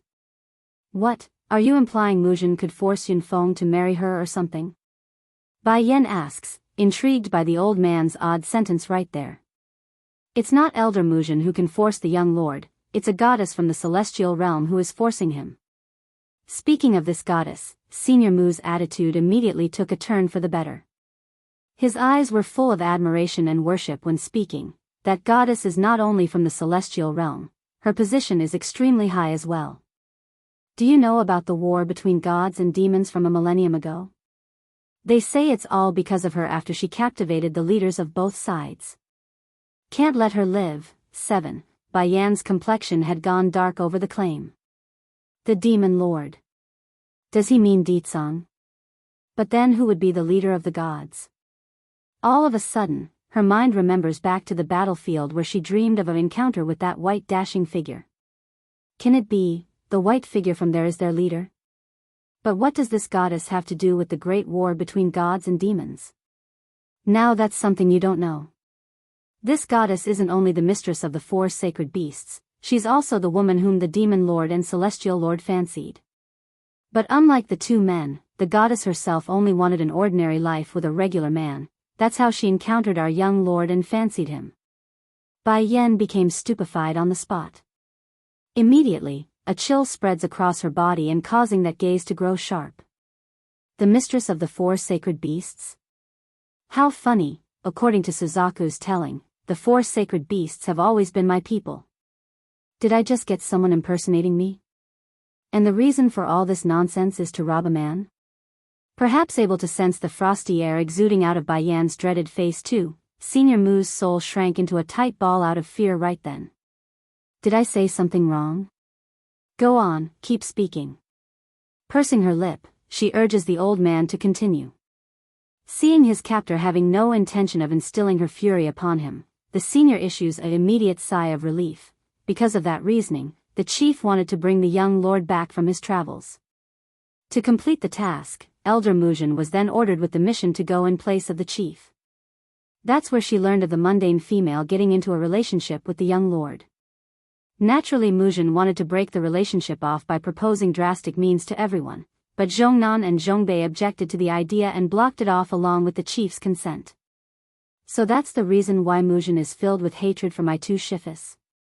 Drooping her eyes, a lamenting light flickers within Bai Yan's pupil over the silly reason for the enmity. Of course, that's not the only reason, it's what came afterwards that enraged her. The chief knew his son well, so he grew suspicious of Mujin's story.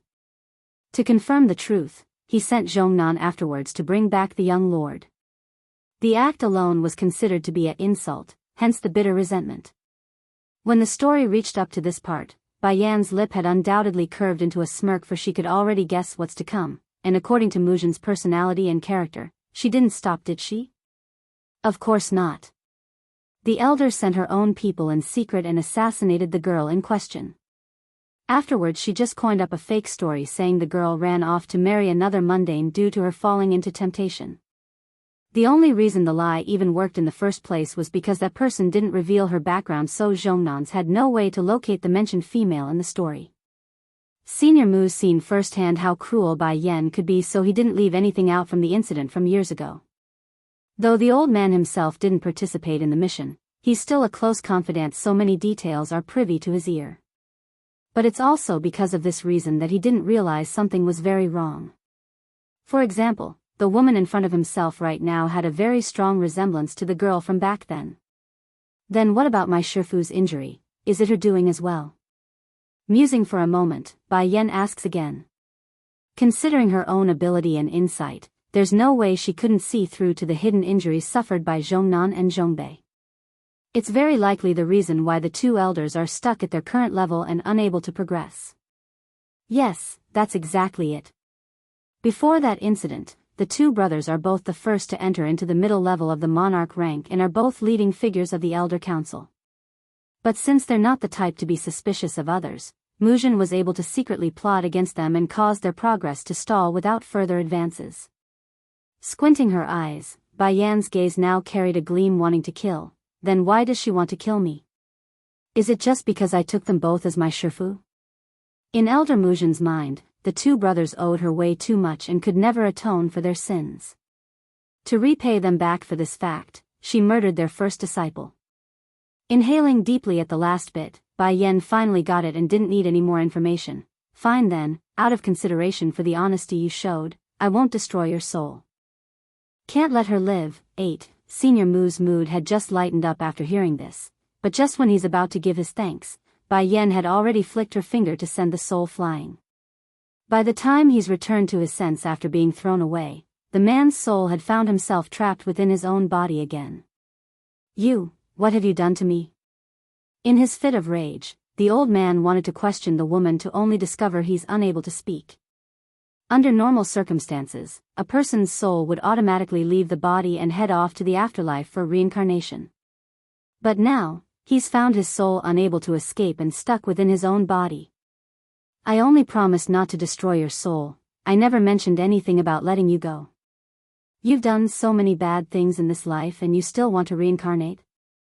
Snarling, Bai Yan sarcastically ridicules the old fool who still thinks he deserves another life. She couldn't deny the original intent of getting close to the two brothers didn't have the best interest in mind, mainly to locate Dragony and the blood vines. However, she's not made of stone inside either. Bai Yan has emotions too. When one truly cares for her, she too would return the kindness. So, whether it be the group who harmed the two elders back then or those who does it now, the only outcome would be death. Sensing the approaching presence from afar, Bai Yan knew her time was up and moved quickly to lie down in order to pretend she fainted. Not long after, two familiar figures had come into sight. Zhongnan, older, could care less who the extra corpse belonged to right now, he only had his precious disciple in mind. Therefore, when he noticed the unconscious girl lying on the floor, he exclaimed and ran over in haste, "My student." Zhongbei, younger, reacted similarly, but instead of exclaiming, his first reaction was to scan the area with the most intense killing intent he could muster. How dare an intruder come into our home and hurt my student? Ugh. Seeing it's about right, Bai Yan slowly rolled around and pretends to have just regained her consciousness. Shifu, what's going on? Oh, it's wonderful that you are all right, my student. Me and your second Shifu was worried sick after sensing you were unprotected. We thought you might be in danger, so we hurried over to check. Tell me, what happened before you passed out? Zhongnan asks with a relieved expression. I don't know either, Shifu. I was just training when this person suddenly attacked me from out of the blue. Next thing I knew was being knocked out and losing consciousness. Drooping her eyes to avoid contact, she felt very guilty about lying, so she could only apologize inwardly. It's not like Bai Yan wanted to deceive her two new shifus, but it's just not the right timing yet. When things are ripe, then she swears, she would definitely explain everything. After hearing the brief explanation, the older brother's attention immediately switched to the corpse nearby. Making the coldest eye ever, Senior Mu. Damn this bastard, I recognize this dog anywhere. It was precisely this bunch of thugs who murdered my disciple. While Muzhen and her goons assumed the two brothers were naive and incapable of perceiving internal politics, it's not entirely true. They're just not the type to stoop to using dirty means and wanted to openly bring the criminals to justice. Issue was, they never managed to figure out how or find a clue, hence their disheartened state. I can feel the lingering energy of a monarch rank cultivator around here. I suspect a powerful master must have been passing by and managed to save our Yener. The younger brother Zhongbei deduces after collecting the clues around the scene. The news didn't fare well with the older Zhongnan at all though. Tensing up in the heart, his hands had formed a crunching ball. If we weren't so lucky, then wouldn't my disciple be? Big brother, Zhongbei turns to his older brother with a confronting air. We can't let this go on any longer. Regardless of us having proof or not, it's clear that old witch is going to continue to attack us regardless of the rules. The time for waiting and enduring is over.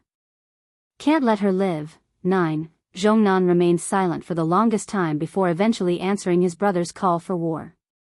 Muzhen has already broken through to the higher level of the monarch rank while we are still stuck at the mid-level.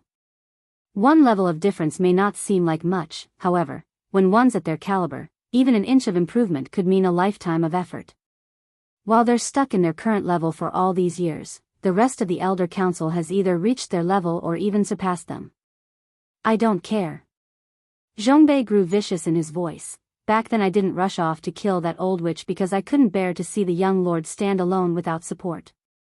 But now I can't take it anymore. It's either she dies or I die today. After nearly 20 years of suppression, this old fella obviously couldn't take it anymore and would do anything to get even. Regardless of that being giving up his own life in exchange. Shifu, Bai Yan's voice suddenly interjects itself into the conversation. I just picked up a strange bottle while I was training. Minding having a look at what it is? Making a look of surprise on their faces, Zhongnan and Zhongbei immediately turns to the indicated object. What did you find? Displayed before the two brothers were a white porcelain bottle of odd design. This is. As soon the cork was twisted open and allowed the fragrance to waft out, the two nearly fainted from the overwhelming smell. Though they didn't know exactly what the 3 pills were inside, their experience told them it's something amazing because their bodies were taking in the surrounding energy like a vacuum. That's something they haven't felt in years, ever since they fell victim to Muzhen's scheme. Exchanging a glance of astonishment with each other, both brothers suspected the pills might just be able to cure their injuries. Yener, where did you get this medicine? Did you really pick it up by accident? Downright shaking in his hand now, Zhongnan asks with a stern expression. Putting on a doubtful and confused face in return, Bai Yan had a lot of trouble keeping up her act. Yeah, I found it inside a cave up in the mountains. Is there a problem? I really did find it by accident. Of course there's a problem. Although I don't know what exactly these 3 pills are, but it's very likely able to cure our injuries. The two of you are hurt? Hurrying to get up from the floor now, Bai Yan makes the most awkward and fake look of someone being shocked by a hidden secret. Are you both okay? Where are you hurt? If it was any other person out there, they would surely call out the woman's horrible act. However, since these two brothers are putting all their trust into the lying fox over there, they didn't suspect a thing. Maybe Yenner is fated to be our savior, that's why she was able to pick up this medicine. Hesitating for a good moment, the younger Zhongbei offers his suggestion in a puzzled tone. After all, this really was too coincidental even for him. In truth, this was no coincidence at all. Bai Yan's been preparing these Dan pills for some time now during the past few days. And as a precaution, she even went the extra mile to make 3 pills instead of 2 just so it doesn't rouse suspicion. Well, not that it would help when her acting was so poorly done that even an idiot would notice something was fishy. Disciple, you should rest for today since you just went through something so extreme. Don't worry, your 2 shifas here would definitely get revenge for you. A gleam of killing intent instantly takes hold of Zhongnan's iris after saying that. Muzhen. If she had stopped causing trouble then that's that, but now she's having the nerve to harm my newly acquired apprentice. She's asking for it. We will make her pay for everything. Blood for blood, death for death. Chapter 686, Can't Let Her Live, 9. Zhongnan remained silent for the longest time before eventually answering his brother's call for war. Muzhen has already broken through to the higher level of the monarch rank while we are still stuck at the mid-level. One level of difference may not seem like much, however, when one's at their caliber, even an inch of improvement could mean a lifetime of effort. While they're stuck in their current level for all these years, the rest of the Elder Council has either reached their level or even surpassed them. I don't care. Zhongbei grew vicious in his voice. Back then I didn't rush off to kill that old witch because I couldn't bear to see the young lord stand alone without support. But now I can't take it anymore. It's either she dies or I die today. After nearly 20 years of suppression, this old fella obviously couldn't take it anymore and would do anything to get even. Regardless of that being giving up his own life in exchange. Shifu, Bai Yan's voice suddenly interjects itself into the conversation. I just picked up a strange bottle while I was training. Minding having a look at what it is? Making a look of surprise on their faces, Zhongnan and Zhongbei immediately turns to the indicated object. What did you find? Displayed before the two brothers were a white porcelain bottle of odd design. This is. As soon the cork was twisted open and allowed the fragrance to waft out, the two nearly fainted from the overwhelming smell. Though they didn't know exactly what the 3 pills were inside, their experience told them it's something amazing because their bodies were taking in the surrounding energy like a vacuum. That's something they haven't felt in years ever since they fell victim to Muzhen's scheme. Exchanging a glance of astonishment with each other, both brothers suspected the pills might just be able to cure their injuries. Yenner, where did you get this medicine? Did you really pick it up by accident? Downright shaking in his hand now, Zhongnan asks with a stern expression. Putting on a doubtful and confused face in return, Bai Yan had a lot of trouble keeping up her act. Yeah, I found it inside a cave up in the mountains. Is there a problem? I really did find it by accident. Of course there's a problem. Although I don't know what exactly these 3 pills are, but it's very likely able to cure our injuries. The 2 of you are hurt? Hurrying to get up from the floor now, Bai Yan makes the most awkward and fake look of someone being shocked by a hidden secret. Are you both okay? Where are you hurt? If it was any other person out there, they would surely call out the woman's horrible act. However, since these 2 brothers are putting all their trust into the lying fox over there, they didn't suspect a thing. Maybe Yenner is fated to be our savior, that's why she was able to pick up this medicine. Hesitating for a good moment, the younger Zhongbei offers his suggestion in a puzzled tone. After all, this really was too coincidental even for him. In truth, this was no coincidence at all. Bai Yan's been preparing these Dan pills for some time now during the past few days. And as a precaution, she even went the extra mile to make 3 pills instead of 2 just so it doesn't rouse suspicion.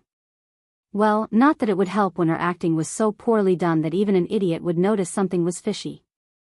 Disciple, you should rest for today since you just went through something so extreme. Don't worry, your 2 shifas here would definitely get revenge for you. A gleam of killing intent instantly takes hold of Zhongnan's iris after saying that. Muzhen. If she had stopped causing trouble then that's that, but now she's having the nerve to harm my newly acquired apprentice. She's asking for it. We will make her pay for everything. Blood for blood, death for death.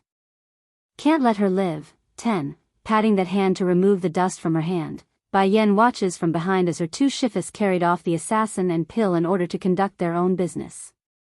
I should go look for Xiachen too. It's getting late and the little rascal must be getting into so much trouble right now. She murmurs this to herself, afraid what might become of the city if she doesn't retrieve her son soon. The Ho household. Currently standing in front of a full-length mirror was Ho Chui Chui. The girl's currently measuring up her newfound figure with satisfaction and glee. Who? Suddenly, a movement near the doorway had caught the girl's attention, causing her to swing herself around to peer over in the direction. To her surprise, it was a small little fox that instantly won her heart over under the glistening sun. Though she could easily recognize it as being the very same one who harmed herself at the restaurant, no female could possibly endure this level of cuddliness. Fine, I won't blame you since you are so cute. Now you just need to be my pet. Oh little fox, I didn't even go looking for you and now you're knocking at my door on your own? Smiling right up to her eyes, Ho Chui Chui's existence exuded an aura of deviousness as she got closer to the little guy. Be happy, I am a kind-hearted person, as long as you become my pet then I can ignore the fact that you hurt me. Just bringing such a cute fox out as a pet is enough to make others jealous of me. But just as the girl's hand was about to touch the fox's face, that's when Bai Xiachen did the unexpected and bit her fingers hard. Ah! Screaming out in pain, the former chubby girl hurries to retract that hand.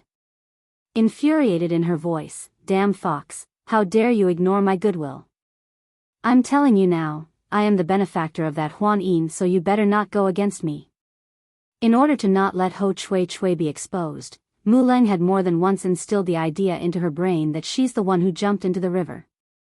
Over time, the lie had become a fact in this delusionary girl's head. To be clear, though Huan Yin herself wasn't capable of cultivating due to her body at birth, it still doesn't change the fact that the Mirage household was one of the 4 major families within the Misty Fairy house. And to be able to reach such height meant they aren't to be trifled with, even for the leading family. For Bai Xiachen, who witnessed everything on the boat that day, he naturally showed a dubious face over the claim. Huan Yin? Isn't she the woman who Mother saved that day in the river? But isn't the benefactor supposed to be Mother?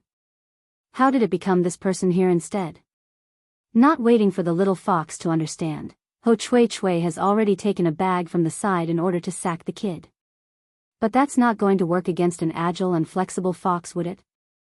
Swinging to the side in a smooth dodging motion, Bai Xiachen retaliates with a razor-sharp slash with his claw, leaving behind 5 bloody marks in the process. Can't let her live. 11. Ah!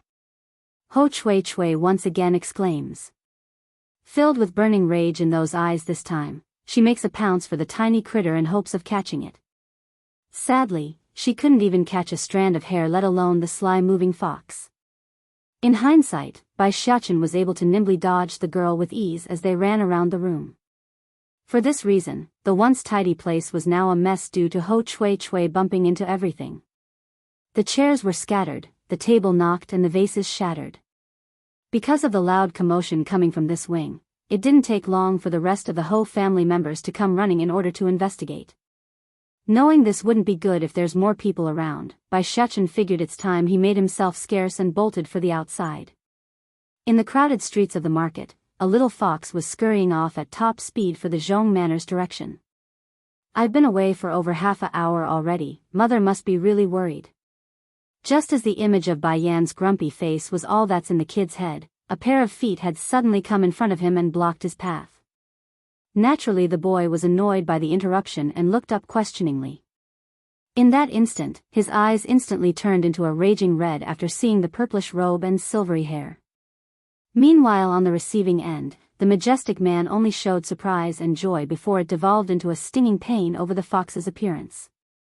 This was his son who's been harmed, and his wife was nowhere to be seen.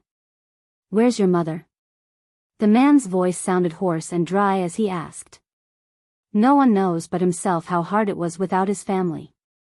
If not for the faith inside that it would be all right, Di Tsang might have given up already. Issue was, state teacher only managed to predict Bai Yan's approximate whereabout of being at the Misty Fairy house. As to the exact location, he hasn't had a clue. Take me to her. Full of bitter sadness inside, the once proud demon lord was now a pleading father who only wants his family back. This of course didn't go unnoticed by the little fox and nearly won him over even. However, the pain caused by the fraud and the lies were too deep.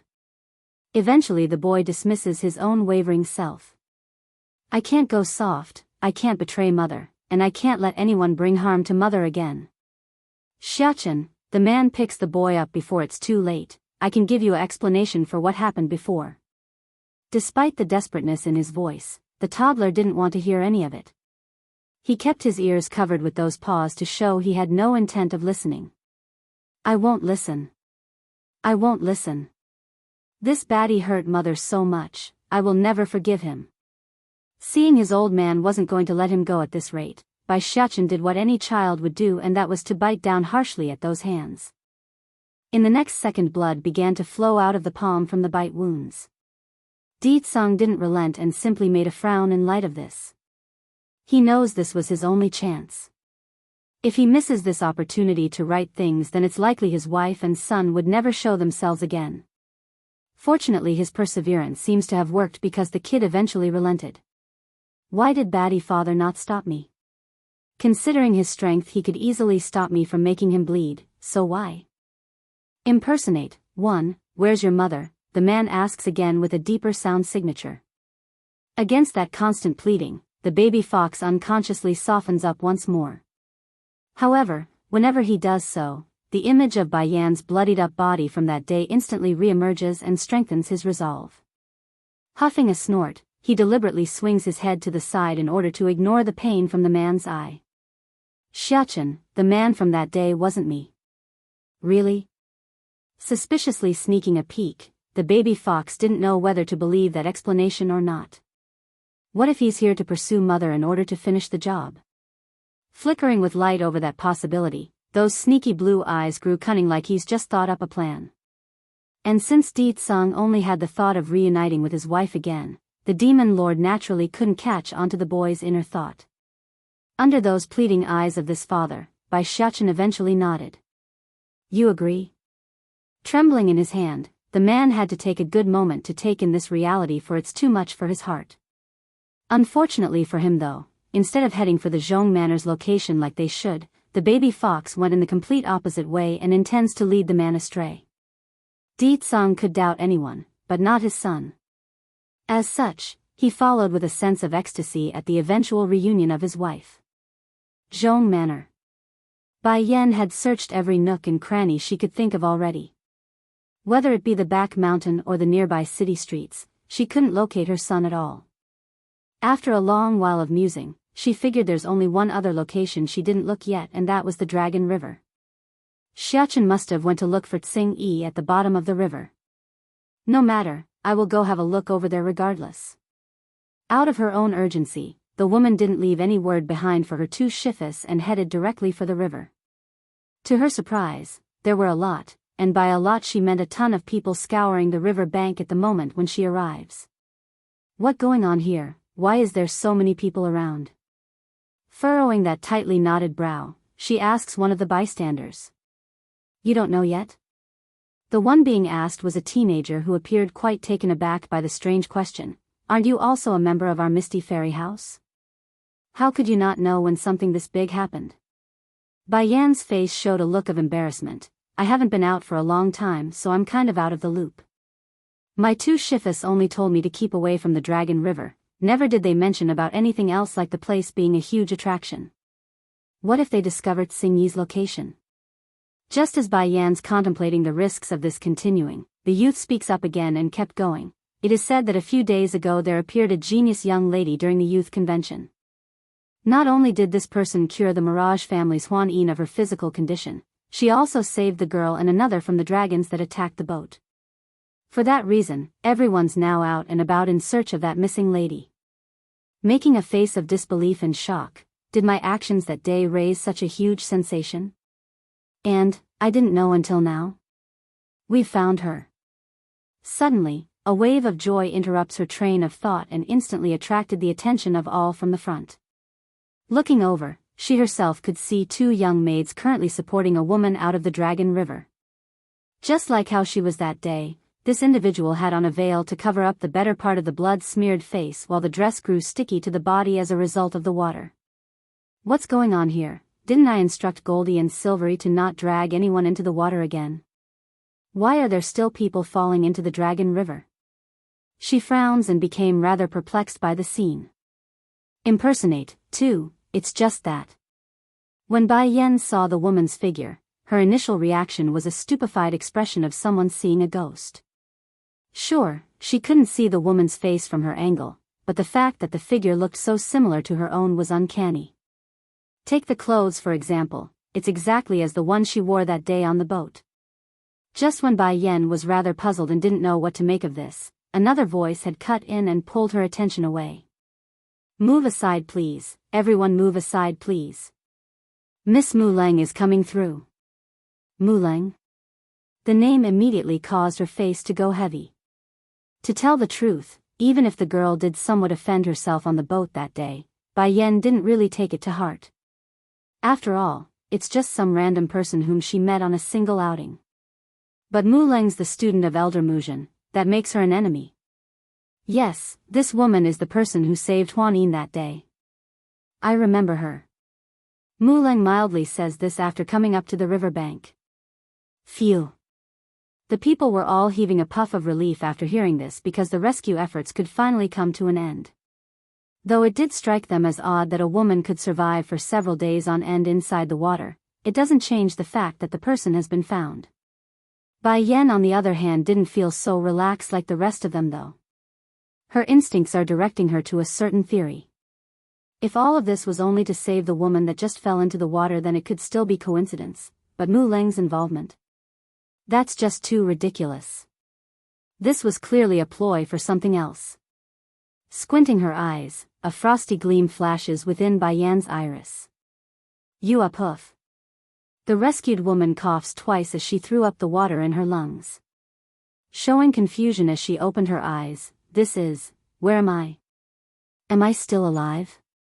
You needn't be afraid. You are safe now. Mu Leng's voice sounded incredibly soft and warm. Now first tell us what happened under the river. The woman's body shook like she's still frightened by the experience before going over the previously discussed story. I was dragged away by those two dragons and locked inside a palace. They didn't feed me for days and I was starving throughout the imprisonment. In the end I had to use a lot of energy before eventually finding an opening to escape from the palace. I didn't expect the location to be under the river, so I nearly drowned as soon as I got out. Understanding this was enough in their fake story, Mu Leng hurries to signal her men to take the person away. This lady is obviously very shook still from the experience. Take her back to the Mu Manor and have some of my maids cater to her needs. Having said that, the high-standing lady then straightens up to face the focus crowd. And I need to go report this to the chief. Yes, Miss Mu Leng. The guard respectfully complied and retreated away.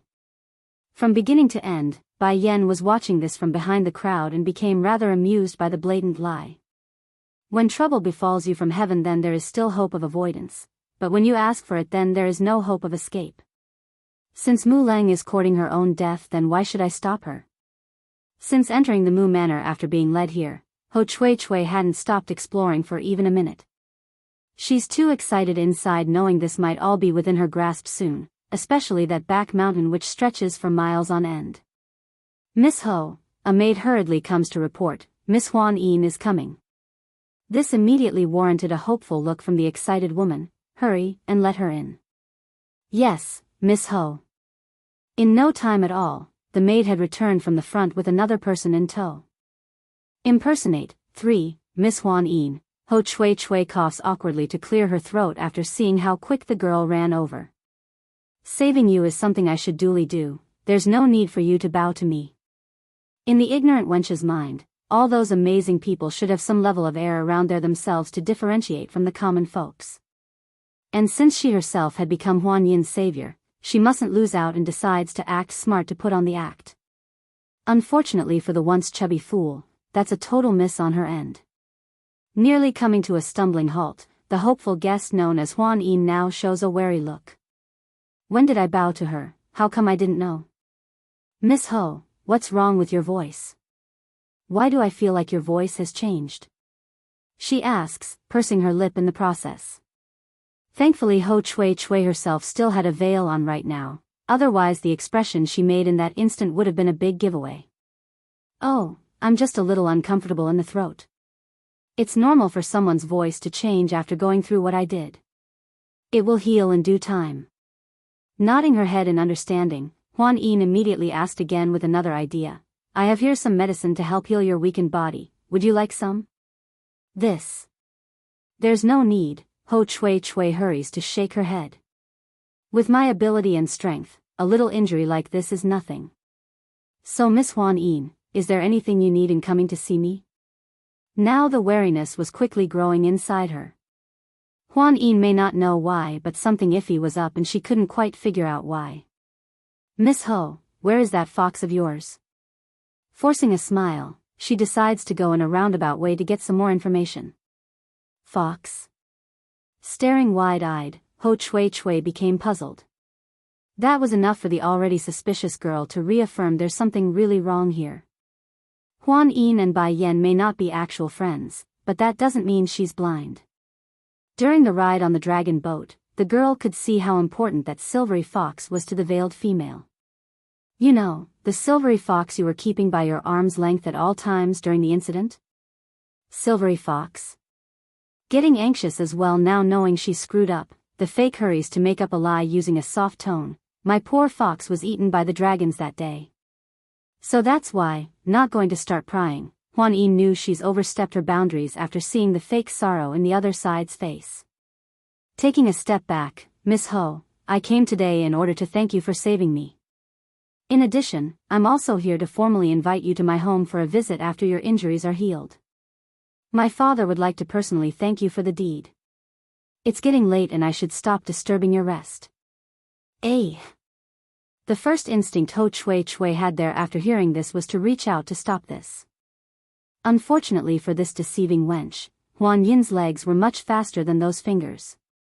Sighing over the departing figure, that Huan Yin is too kind to me, she's obviously only leaving so fast in order to let me rest. No matter, I will grace her with my presence once I'm in good health. Quit worrying, you fool. The impersonation worked, otherwise she wouldn't have invited yourself to her home just now. She kept murmuring this to herself as if it's some kind of spell. Back outside the Mu Manor's doorway, Huan Yin was just about to board her carriage when the maid she brought along spoke up. Miss, weren't you really excited to meet Miss Ho? Why did you, back there? Halting in her step over that question, she turns and stared meaningfully into the general direction of the inside. This person, something's not quite right about her. What? The maid exclaims. I don't know why, but I just feel there's something very wrong about her. Though my interaction with the woman that day is short and brief, but the air and temperament this Ho Chui Chui gave me is completely different. Biting her lip, Huan Yin knew she couldn't let this slide. We're going back first. I need to let my father know about this so he can investigate the matter further. Impersonate. 4. After having the whole rescue effort coming to a close, Bai Yan didn't leave like the rest and spent a good amount of time searching the river bank for her son's whereabouts to no avail. Frowning now, can it be something happened to him? It's then a slight rustling sound had caught her attention. From her angle, Bai Yan could see there's a heavily injured fatty that's leaning against the main trunk of a tree up ahead. The man was literally covered in blood as a result of the sword embedded into his chest, indicating how severe that wound was. She wanted to go get a closer look, but when she took a step forward, the noise from her footsteps had obviously scared the individual and roused him to make a run for it. Not going to let this slide, Bai Yan does a flash step and blocked the fatty's path. It looks like your body is quite special if you can still run in your current state. Oh great lady, please let me go, just pretend I'm a fart and toss me away. Kneeling as his first reaction, the fatty gets down on the floor and begs with all his might. Explain to me then, why did you run as soon as you saw me, and are you pleading for your life? Crossing her arms around the chest, Bai Yan smirks with confidence like she's not afraid. Let him know she's still unaware of what's going on. I've told Mulang's people about you buying the ticket from me and also gave them a portrait of your face. I was scared, that's why I did that when they threatened me. The fatty merchant thought this was a form of payback for outing her, hence the reason why he would be so frightened after seeing Bai Yan blocking his path. What's with your injury then? From the very beginning Bai Yan's been suspecting something was up when Mulang showed up so perfectly after the girl was salvaged from the water. Now it's beginning to make total sense. It's the Mu Manners people. The fatty puckers his lip to the side in discontent. Those people were afraid of me exposing this matter to others, that's why they sent assassins after me. Luckily my heart grew on the wrong side of my body and allowed me to avoid dying. Do you want revenge? Now Bai Yan's tone was getting cold and serious. Revenge? The fatty quickly waves hand in a panic, shaking his head to get the point through. Please don't make this joke with me. Mulang is Elder Muzhin's disciple. In the entire Elder Council, that old woman has more than enough power to crush a lowly grunt like me and cover it up without anyone knowing. Oh, is that so? Nodding at the man's insistence, if you are not interested in revenge then I won't force you. However, I am a woman of standard. Any debt must be paid in equal exchange. Regarding the part about you revealing me to Mulang, I expect you to repay me with your life as compensation. Originally the fatty merchant was already getting ready to issue a sigh of relief, but to hear this threatening statement from out of the blue, he could literally cry tears of foul. And you call that not forcing me? How do you expect me to refuse when you're threatening my life? All serious in return, of course I'm not forcing you, just that. I like equal exchanges. Who told you to expose me to those people? Crying in grievance now, the fat merchant knew he's now on the hook. Then what do you want me to do? Nothing much, only you coming out at the critical moment to act as a witness. And as an extra measure of safety, you will follow me from now on. Impersonate. 5. Why do I feel like following you is even more dangerous? Puckering his lip to the side, the fat merchant had an aching sensation this couldn't be good. Talk about bad karma. If he knew things would devolve into such a dangerous state then he would have never gotten greedy and sold the ticket to this devilish woman. What are you still standing there for? If you can still move then come with me now. Giving only a glance, Bai Yan turns for the Zhong Manor where her shifis should still be busy doing their own thing. Xiachen might have already went back by now since it is getting late. A grumbling tummy always gets the best of him. As much as the fatty merchant wanted to resist, he knew well enough that the woman in front of himself far exceeded his own strength. In the end he could only begrudgingly follow from behind until they arrived at their destination. You are Elder Zhongnan and Zhongbei's people? The man asks with astonishment in his eyes. They are my shifis, Bai Yan returns with a slight nod. If she is their disciple then why didn't she receive an invitation slip that day? Growing increasingly wary after thinking of that part, the fatty still knew he must get a clearer answer if he were to continue on with this plan. I didn't know the two elders had another disciple. From what I hear, they only had one from 20 years ago. After that person died in a freak accident, the two elders have been in a tumbling spiral downwards ever since. Halting in her step, Bai Yan swings around using a rather intimidating stance. I will get revenge for my shifis. Don't tell me. While watching that fierce reaction, the fatty merchant suddenly came down with an ominous idea. The one who killed your senior, it's Elder Muzhin's people isn't it? If not for that reason then why would she go through so much trouble to topple Muzhin and Mulang? Turning that fierce face into a condescending one, Bai Yan stares down at the person like he's a dead man. You know, knowing too much is not good for the faint of heart. The more they know, the quicker they die. The threat nearly made the fatty pee himself right then and there. Whatever he wanted to say next, he's lost it for he knows, he's now in a wolf's den and could no longer come back out. Miss, I still have something to do so I'll take my leave first. If everything fails then retreat is always the best solution. I don't want to get caught up in between the power struggle of two elder factions. But before he could make it a single step out of the front door, two muscular men had blocked off his path. Gulping over this, he swings around again. Miss, what does it take for you to spare me?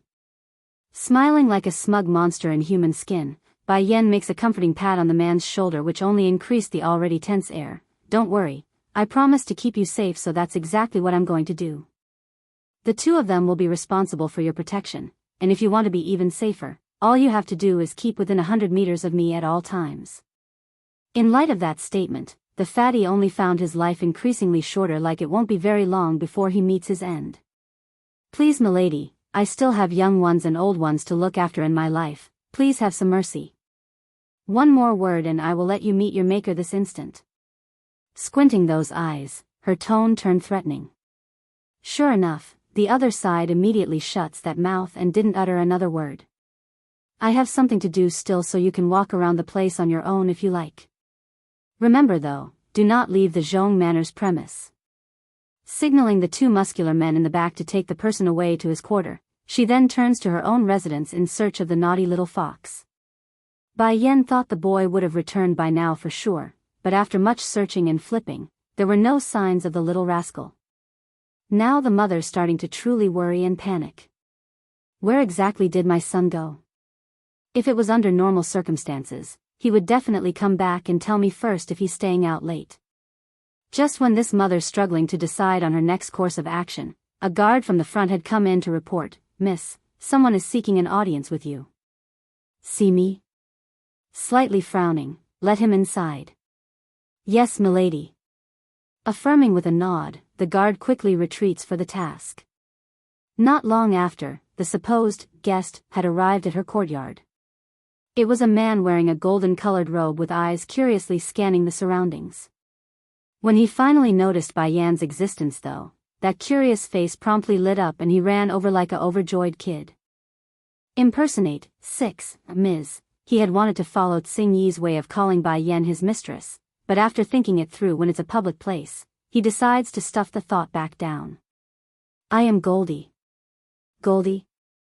Blinking in astonishment, Bai Yan hurries to signal the maids and guards nearby to go. "All of you retreat first and leave us to ourselves." "Yes, milady." Due to her being Zhongnan and Zhongbei's disciple, everyone within the estate now takes her as the third highest authority. Aside from the two elders themselves, the woman's words are law. Once they're alone again, Bai Yan got right to the point. "Why did you come all of a sudden?" "It's the little master. He told me to bring you a message, mistress. He said he will return in a few days due to a matter at hand." Making a slight frown, "My son needs to be away for a few days?"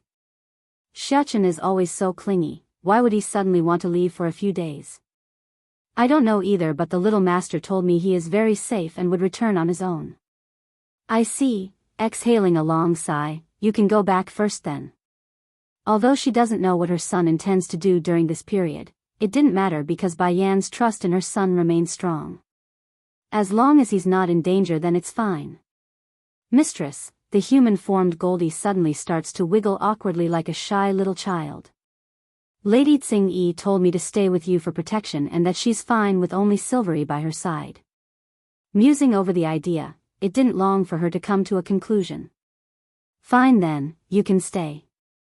But tell me first, how did my son get in contact with you?"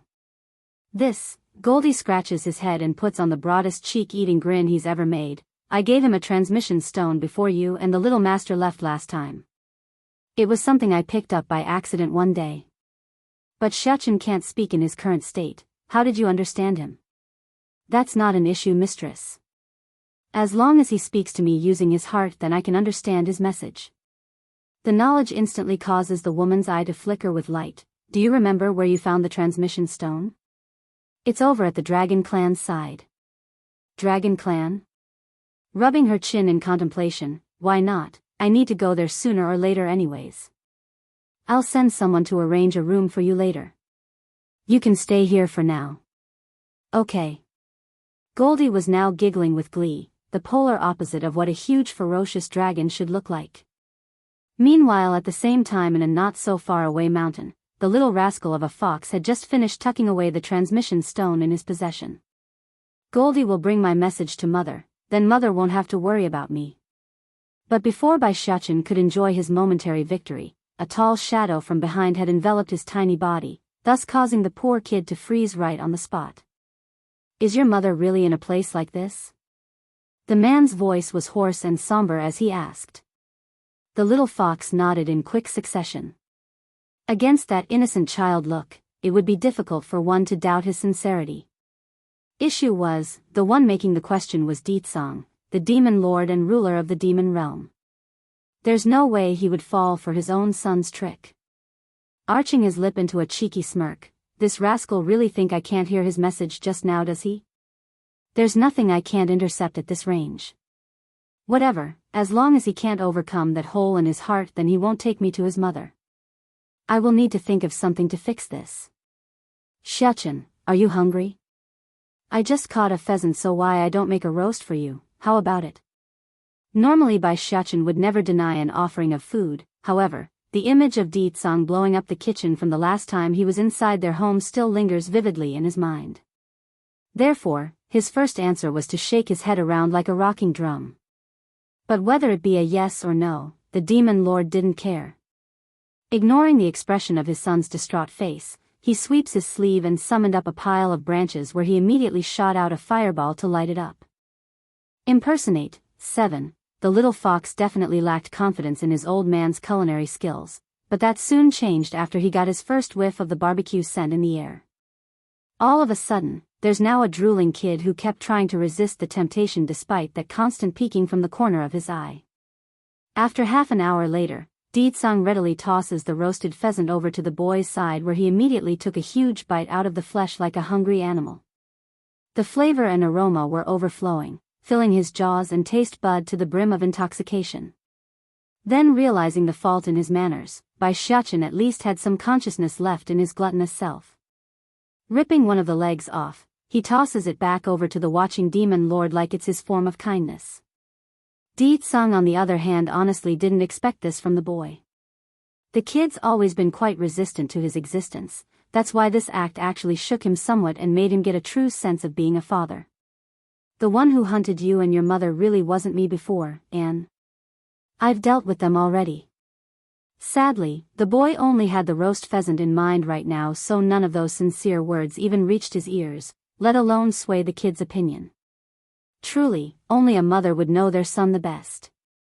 Exactly like Bai Yen predicted, the grumbling stomach always comes out on top for this little glutton. What do I have to do to get you to take me to your mother? As long as you tell me, then I will promise anything. Deetsong once again pleads using his gentlest tone. Shaking his little head after a good moment of musing, nope, I mustn't bring Batty father to see mother, otherwise mother will surely beat him away. Anne. I haven't even forgiven him yet. Xiachen, if I'm not wrong, you fell into a frenzied state before, did you not? Frenzied? The little fox blinks and blinks, confused by the term. What's that? He knew only to protect his mother back then and to kill anyone who wants to bring her harm. As for everything else, he didn't have a clue remaining in his already hazy memory. From the very beginning I could tell there's a mysterious force contained within your blood. I had thought it would take several more years before that power breaks forward, but it seems it can longer wait. Bringing the fox into his arms, the man leisurely leans against the nearby tree like a magnificent sculpture. Naturally Bai Xiachen would struggle at the contact, after all, he's still quite upset at his old man. But a baby fox would remain a baby fox, there's no way he could overpower a fully grown man's binding hands. Don't move. Deetsong's finger taps down at the boy's temple. In an instant, a cool stream of energy flows into that body, causing a wave of refreshing tension to take hold. Eventually a pleased groaning sound escaped the boy's mouth. His appearance was no different from a kitty cat being petted with its eyes closed. Then, just as the pleasurable massage was at its peak, the stream of energy suddenly stopped, causing him to wince and look up in puzzlement. At this moment Deetsong's complexion didn't look good at all despite the smirk he held. In fact, the voice he's making carried a trace of weakness. Originally I wanted to wait a bit longer for my strength to restore itself, but it's clear that cannot wait anymore. Remember, what I did will only last for 2 years. Afterwards the rest is up to yourself. Otherwise the mysterious power will return and cause havoc in your own body. Making a muffled howl at his old man's weakened state, the kid's big blue eyes were filled with water. I'm fine, I just need a bit of rest. After saying that, the demon lord then carefully placed his son down to take a proper posture. With his eyes closed, he's now in a meditative state under the setting sunset, giving him an almost holy and Buddhist look. Under normal situations, Bai Xiachen would have made a bolt for home by this stage considering everything he's been through. However, against the fatigued appearance of the man here, he just couldn't move. Impersonate, 8, sprawling down to his old man, Bai Xiachen would on occasion shoot up a glance up from time to time check the man's status. This act continued until the kid could hear the breathing growing more and more smoothly, which was a good sign and the signal for his unease to settle down. Xiachen, I am a little thirsty, can you get some water for me? After some time, Di Tsang awakes and smiles down at the boy who was still around resting. The kid didn't act up like usual, only giving a quick nod before hurrying off to the river not far away from their location. If only Bai Xiachen had taken a moment to think this request through, then he would have remembered something crucial. For a powerful master, not eating or drinking for months on end wouldn't be an issue at all, so the fact that the great demon lord would ask him to get water should have been a huge red flag for something strange. Sure enough, as soon as that little figure finished disappearing from view, Di Tsang's complexion could no longer keep up the facade and instantly turned into an unhealthy shade of white where he ended up puking blood from his mouth. It looks like it's still too early to be using my strength like that, but if I didn't then he would be at constant danger of suffering a relapse from his own powers. Wiping the trail of blood smeared to his chin, this father didn't regret the fact. He's only annoyed that the effort and cost didn't quite match up to what his expectations wanted. After all, the original plan was to wait till they meet up with Bai Yan first before tackling the issue, but that thought went out the window after he noticed the urgency in his son's body. Thoughts aside, Di Tsang knew he must get his act together before the boy notices his condition. Hurrying to scatter the ground with dirt, he covers up the blood he made. Good timing too, because as soon as he was done, the little fox had returned with the water using a makeshift bowl using a bamboo leaf. Smiling at this, the man didn't hesitate and readily took a drink from his son's generosity. Why didn't you leave just now? He asks with a pleased undertone. Towards his old man's inquisitive question, Bai Xiachen honestly didn't know what to make of it either aside from swinging his head repeatedly. It's true he wanted to leave as well and return to his mother's side, but those legs refused to budge for some reason. Maybe it's because I can't bear it? Hanging his head, the kid wanted to reprimand himself for getting soft. I won't betray mother still. Don't worry, I won't force you to take me to your mother for the coming days. Di Tsang needed only a glance to understand what his son's thought patterns were, so he didn't press the matter. Really? Lighting up in joy, the little fox looks up at his old man happily. But you have to stay within my sight during this period while we are together. Catching the little guy into his grasp again, he dryly states his terms. There's no way he could let this fella go. If he does, then how was he supposed to find his wife again? The little fox desperately nodded in return. As long as he doesn't force me to go find mother, then anything can be negotiated. Come, I found a cave earlier, so we will go there to recuperate.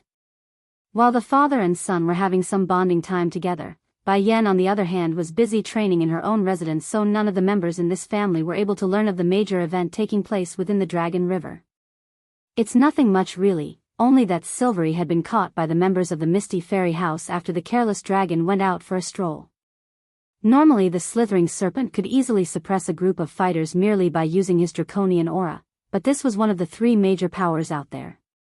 One master couldn't do the task doesn't mean a dozen masters couldn't. Impersonate, 9, Elder Muzhen.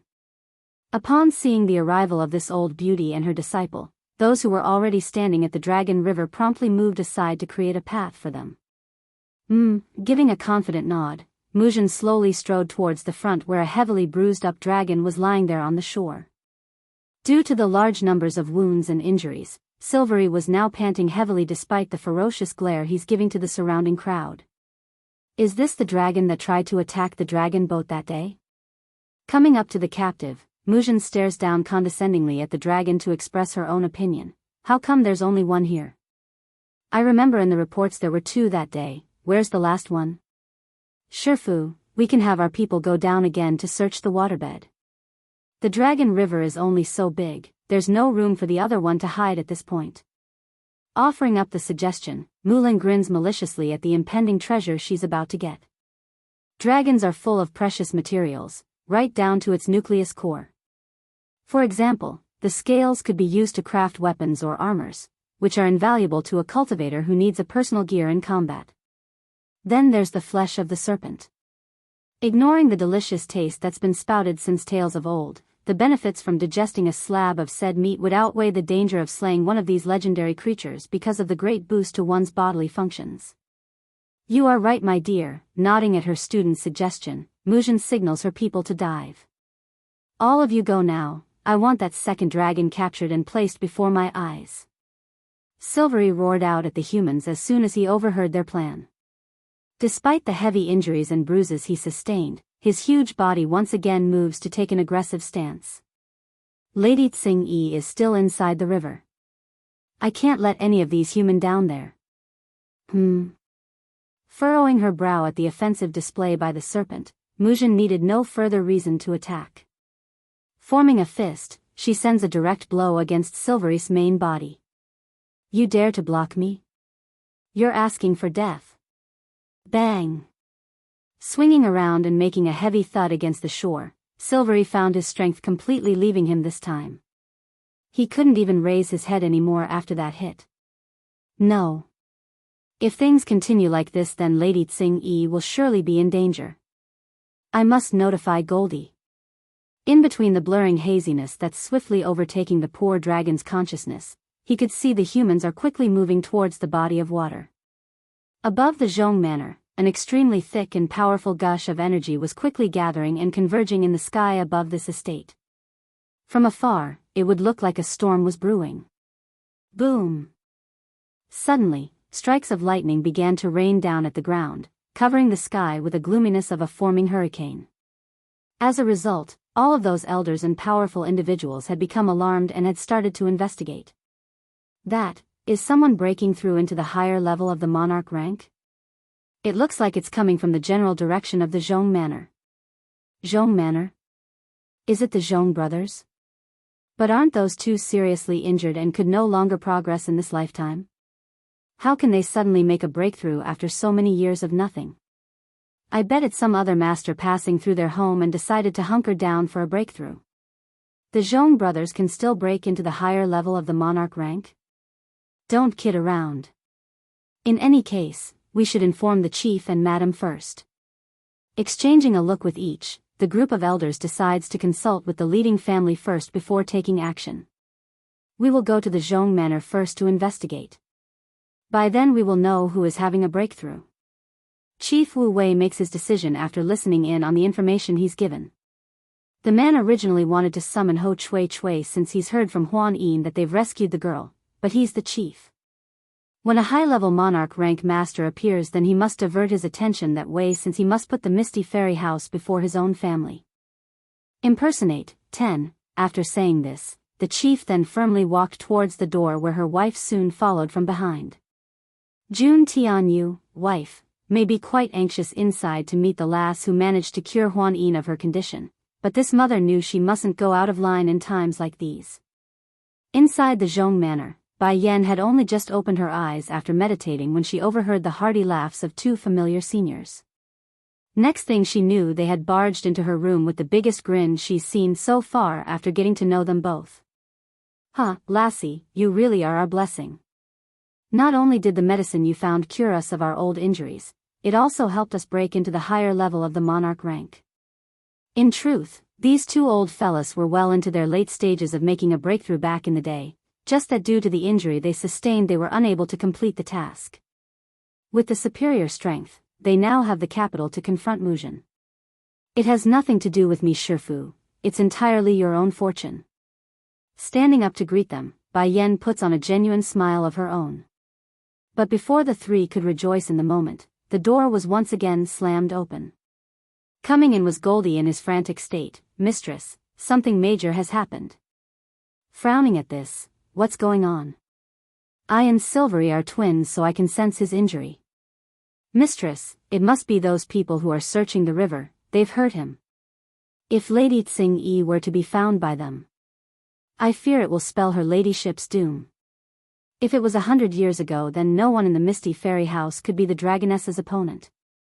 However, Xing Yi's been seriously injured since that event, so she's unable to fight, let alone defend herself. We're going to the Dragon River now. Bai Yan loudly proclaims this, her eyes sharp and dangerous.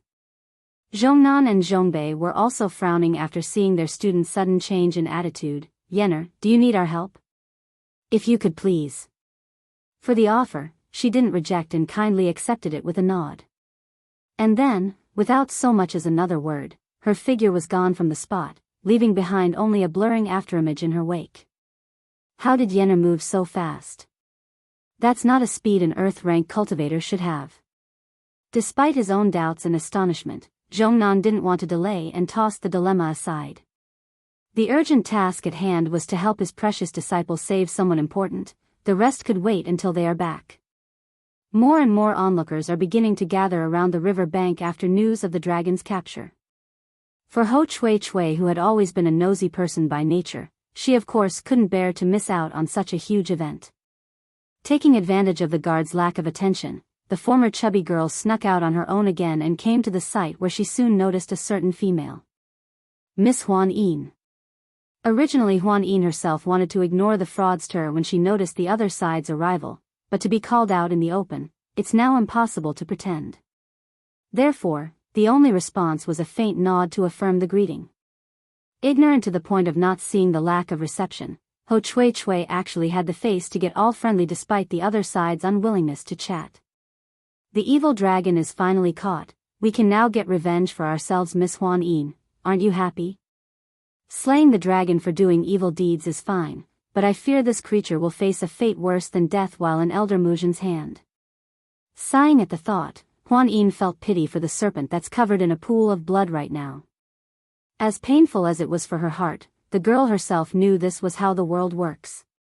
The strong eats the strong, it's the ironclad rule of every living being. And regarding this Ho Chui's claim about getting revenge for them both, Huan Yin wasn't so sure about that. She may not have evidence yet, but it's just a matter of time before her father discovers the truth. That much the girl was certain.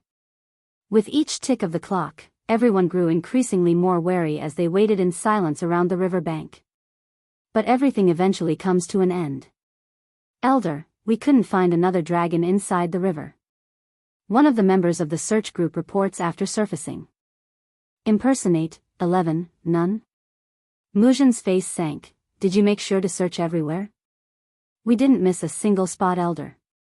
There was nothing aside from the palace that we discovered along the way, and when we searched inside there weren't anyone inside either, the subordinate explains. No dragon? How can it be? Musing over the issue, Muzhin came down with another idea after some careful deduction. I am an elder of the Misty Fairy House and I know you are here somewhere. They say dragons never abandon their own, so why not step forward to show yourself?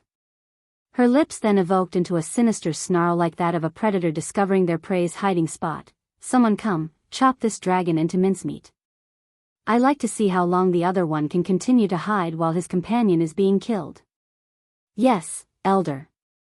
Led by the closest subordinate next to the old beauty, the man held no hesitation when sheathing his blade.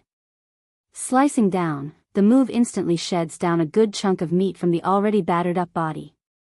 Silvery made an excruciating scream over the pain, of course, but more than that, his hatred for this woman stood above all else right now, causing even his whole body to tremble all over from anger.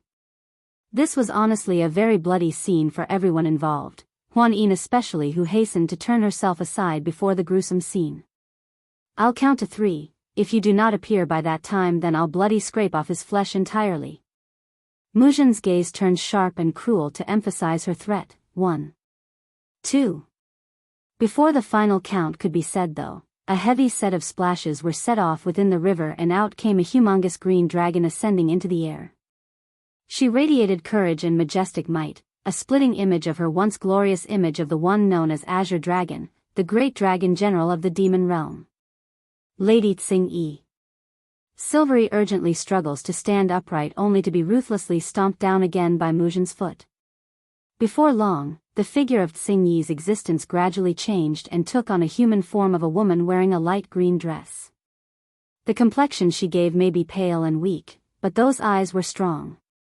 Silvery is my subordinate, so the fault lies with me in not disciplining him prior to the attack. I'm apologizing to the two frightened girls here. She then makes a sincere bow to show she meant it, but I remember that my subordinate never harmed you in any way, yet you injured him to such a severe state. How should I take that? Mujin sneered. I am an elder of the Misty Fairy House, so it's within my duty to get even for those under my charge. Forget about hurting this dragon. Even if I kill him right now, it's still his fault to bear. A young girl meekly raises a hand just then. I accept her apology. The one speaking up was the first girl who got dragged into the water. At first she was still holding a heavy grudge for what happened to herself. However, the tragic image of Silvery being butchered left that sweet maiden heart aching and unbearable. I accept the apology too. Shooting a glance over to the old hag who's using justice as an excuse, Huan Yin decides to step forward as well to make her stance clear. Mujin's complexion took a slight turn for the worse, but that quickly changed once her gaze fell upon Ho Chui-Chui's presence. This girl over there is also a victim. I promised her before that I will get her justice. Taken aback by the accusation, Xing Yi promptly looked over to the specified Ho Chui-Chui before turning back to Silvery on the ground. Did you harm someone else again?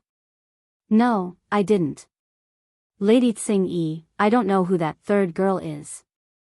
Shaking his head profusely despite it being nothing more than a slight jiggle due to his own injuries, the poor dragon clearly didn't know who the imposter was based on his tone and reaction. Towards her own subordinate's words, the dragoness would never doubt them, for they are as close as it comes in terms of family. In an instant, a touch of frosted ice now enshrouds her gaze that's peering down at the human woman.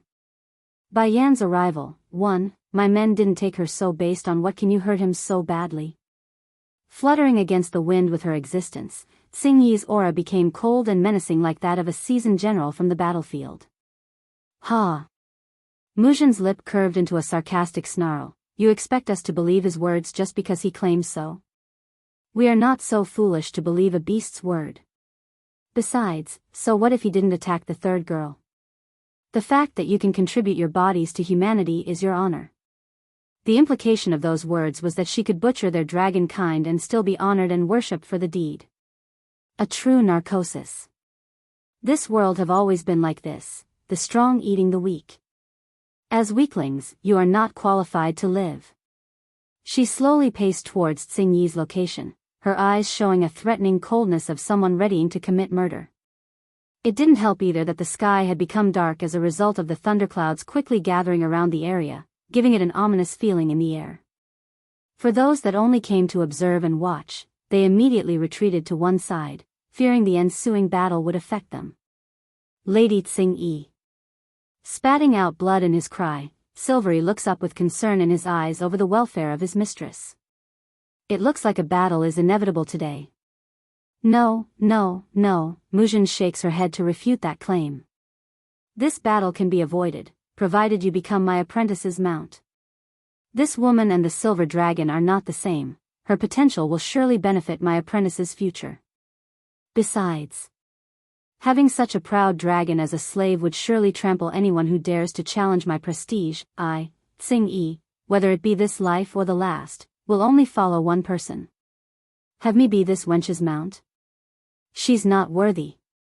Originally Muleng was still relishing in silent delight at the impending prize that's about to come her way, but now to hear the insult being directed at herself in open public, it's now lost, and all that remains were the ugly expression on her face. Damn this bitch, how dare she humiliate me in front of everyone? Since you're giving up such a great opportunity, then don't blame me. Mujin aura began to swell outward as the old beauty takes to the sky, leveling the difference in elevation at least by taking to the air.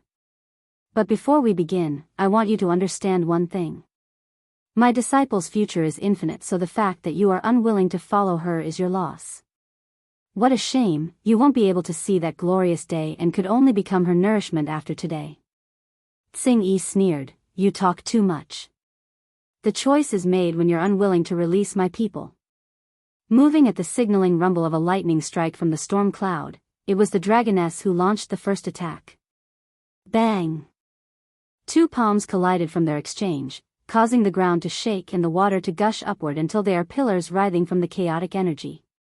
Grerrower. Silvery howls out again in his urgency. Damn it, if her ladyship was still her old self, then none of these humans would be able to stand up to her. Despite his struggle, the injured guy did nothing more than making dust clouds from moving his humongous body. Tears shed from those eyes, showing how unbearable it must be inside over his inability. By Yan's arrival, too, while the battle continued to progress in the air, Tsing-Yi grew increasingly impatient as her consecutive attacks failed to land. Eventually a gush of blood began to make its way up her throat, only to be pressed down again by sheer will. Thankfully the foe didn't fare any better though. Muzhen could see how violent and intense the dragoness was going at herself, so she didn't dare to dive in rashly. This was also the main driving force behind her determination to take down the green dragon. It's too tempting to allow one such as this to escape. What are you all doing? The old beauty hollers out at the crowd down below. Hurry and join me to take down this dragon. This. Various awkward glances were passed along the crowd. They know very well the green dragon up there held strength far beyond their own, making it a likelihood of themselves sustaining damage or offering up their life in the process. Only a fool would want to do that when they're not going to reap any benefit. Moreover, didn't the ones affected by all this forgive the dragons? There's no reason or plausible cause to intervene. Understanding all these points, the other elders who were present for the fight did not move, only playing dumb like good little doggies that they were. Muzhen didn't miss this and wanted to vomit blood at their cowardice. She's already knees deep into this mess, and if the situation continues to drag out, then reinforcements might arrive for this dragon. That's an outcome she couldn't afford. Grinding her teeth, the old beauty shoots a signaling glare over to Ho Chui Chui, who's now taking up the identity as the third victim. Unfortunately for her though, the former chubby girl not only didn't do as she wished, the person deliberately turned away to avoid eye contact and stepped backwards. Growing increasingly frustrated now, do the bunch of you know why the chief wants to find Miss Ho for? He's learned of the Mrs. medical ability to cure Huan Yin's uncurable condition and intends to have her inspect the young lord's illness. If he learns of how you are all standing by and doing nothing after I'm through, then I can guarantee he won't be pleased. Prepare yourselves for severe punishment. To be clear, the old beauty emphasized on medical ability and not her alchemy. That leaves a lot of wiggle room for when the time comes. And even if it's not possible to cure Yunfeng's mental outbursts, which was very unlikely since it's all a lie, none are able to blame those involved. After all, no one claimed Ho Chui Chui was a miracle healer, only her medical abilities are top-notch. Contrary to the confident Muzhen who's using her as a bargaining chip, the former chubby girl herself didn't feel so good right now. In fact, she's downright panicking after hearing what's in store for her future. Isn't the chief only seeking me out to give his gratitude? What cure his son's illness? How am I supposed to cure something I don't know? Seeing Muzhen's warning glare again, Ho Chui Chui's body instantly froze on the spot. She's got enough awareness to understand that the Mu Manor and herself was now tied to a single rope. If they fall, she falls. Go capture that dragon for me. Gripping her hand into a tight ball, the fake lashes out to hide the sweat that's slowly forming on her forehead. If you kill that thing, then I will inform the chief of your merits. I'm sure he will give anyone involved preferential treatment. It worked. After exchanging a few nods between themselves, the elders leaped in unison and blocked off Tsing-Yi's back and escape route. It was hard enough to tackle a single Muzhen in her already weakened state. Now that there's even more foes added to the fray, Tsing-Yi's side instantly went on a downward spiral. Pung! It's unsure whose blow it was, but after a few exchanges a heavy punch had landed on the dragoness's chest, causing her to come crashing down from the sky and into the crowd. With the onlookers further retreating and not wanting to get involved, the river bank now leaves only Silvery's big huge body and the seriously injured Tsing-Yi on the ground. By Yan's arrival, cold in her eyes, Tsing-Yi refuses to show her weakness in front of the enemy that's quickly descending on her location. I'll give you one last chance, are you willing to surrender? Muzhen makes a condescending stare from above like a hunter that's captured its prey. Death is nothing to be scared of. Even if I die, I will take you people with me to hell before I'm done. Huffing a laugh, Tsing-Yi refuses to be taken in contempt or be disgraced. Bai Yan had only just arrived on the scene after rushing over from the Zhong manor when she overheard this proclamation. Her heart felt like a hammer smashed it to pieces knowing how close she came to losing someone important. If I don't walk into the flames, who will? However, before I go to hell, I will certainly drag you all to hell with me. On this blood-colored battlefield, thousands of enemies are facing off against a single young man. That's the same dreaded scene from her memories once again replaying itself before her eyes, showing it through like a lens in a camera and causing the beautiful contour which belongs to Bai Yan to flush red from pain and anger. Her whole person was wildly fluctuating with increased intent, turning and transforming this female into a razor-sharp sword that intends to strike down any foe that comes her way. Zhongnan and Zhongbei was right behind their student and became absolutely astounded by the sudden change in her momentum. But before the two seniors could dive further on this topic, Bai Yan's body had already turned into a beam of light shooting over to the middle of the fighting. Pompous in her attitude, Muzhen was so full of herself that she's dismissing all possibility of enemy reinforcement. This is your choice, so don't blame me. Since you won't surrender, then I will take your demon core and use it to improve my cultivation and make a breakthrough. This dragon's strength is equal to my own powers. If I can use her, then I might even be able to reach a height never before seen in the Misty Fairy House. Think of this, the old beauty's lip unconsciously curled into an evil snarl as she sliced down with her blade. Boom! From out of the blue, a blast of light came lancing over in the nick of time and directly impacted Muzhen's hand. Due to being unguarded from any form of sneak attack, her sword had bounced out of her fingers and made an audible clank upon hitting the ground. Who dares to attack me from behind? Swinging around, the old beauty readies herself to retaliate only to turn into a stiff statue after seeing that face. Her heart jumped repeatedly from the shock. No. No way. The slut is dead, there's no way she could be here. Shifu. Mu Ling saw her teacher's panic and hurried to call out, breaking the stupor and returning the situation back to before. Growing cold in her gaze now, Elder Muzhen gnashes her teeth. This woman must be that bitch's child. To think her face would be so similar to that slut. Oh no, I must not let the chief see her. Or else. Outrageous. Coming back to her senses at what this danger implies, Muzhen roars out to take back control of the situation. Do you know what it means to attack an elder? Bai Yan paid no heed to the screeching banshee in the background. Reaching out a helping hand, her eyes completely focused in on her pale-looking subordinate. I'm sorry I am late. Blinking at the hand given her way, Xing Yi didn't know how to react at first. She didn't want to expose their relationship up front due to fear of implicating her mistress into this whole mess, but to see the complete disregard for safety was beyond her comprehension. Feeling the warmth slowly creeping into her heart, the dragoness eventually broke out into a weepy smile and knew she's now safe. Giving the shimmering dressed man who followed from behind a glance, Goldie, why did you bring her here? I was afraid you would be in danger. Drooping his head, the gold dragon makes an apologetic bow of his head to show the guilt inside. You shouldn't have cared for me. In light of those words, her hands still met with the one given and allowed Bai Yan to pull herself up. Bai Yan's arrival, 4, you stay by my side. I will handle the rest. Letting go of her hand, Bai Yan slowly turned to confront the old hag who dares to cross herself. A wisp of killing intent promptly spreads out of her body, allowing it to cover the entire riverbank. In my previous life, Azure Dragon was willing to exhaust his everything for me. Now that he's reborn as Xing Yi, I must do everything to keep her safe.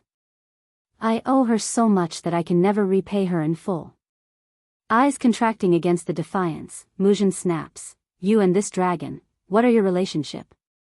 She's my subordinate.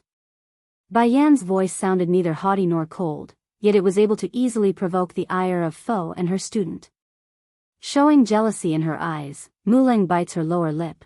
This girl was also dragged into the river by these two dragons. Why did they become her subordinate? If I had known it would come to this, then I would have gone to save Huan Yin instead. Haha. The old beauty's reaction wasn't as frosty, rather it swayed towards the hysterical side in that sarcastic cackle. No wonder this dragon would refuse to become my student's mount. So it's a blind dragon. Out of consideration for its poor eyesight, I will let it die a quick death later. As for you though, squinting her eyes until it's firing daggers, colluding with dragons, humph, I won't let you go either. Seeing there's no reaction to her threat, Mujin decides it's time she allowed the other side to understand what it means to go against her will. The pressuring aura of a high-level monarch rank came gushing forward at her release. Even so, Bai Yan remains unfazed and stood there like she's on a picnic trip. Now she's enraged. The old beauty did not expect the damn lassie to be able to stand up to herself in this state. Forming a fist, she smashes down with a hammering blow created by the energy she formed in the air. Yet however, before her attack could even make contact, a loud hollering roar had come rushing over from the front. Mujin, how dare you make a move against our disciple? An attack came lunging over as soon as that was said, catching the old beauty by surprise due to being who the assailant was. Zhongnan, older, held nothing back in his furious strike.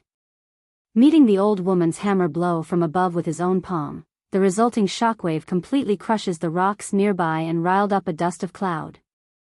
No, impossible, how can you break into the higher level of the monarch rank? Mujin's voice shook with incredulous. In the old beauty's view, reaching such a level may be difficult but not impossible for others. However, Zhongnan shouldn't be able to in lifetime at all. Yet reality and the long trail of footmark on the sandy ground said it all. She's been knocked backwards. There is nothing impossible in this world. Mujin, it's time we settled our debt today.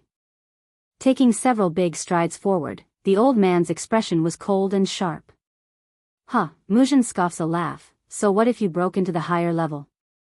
No matter what you do, you are still one step behind me. Furthermore, you're only you while we have everyone else here. What can a single you do before a whole crowd of us? It was Zhongnan's turn to scoff a laugh. They are members of the Elder Council as well. What makes you think they will help you? That may not be so. Snarling sarcastically, Mujin shifts her gaze over to Ho Chui, this lady Miss Ho. She's Huan Yin's savior and benefactor.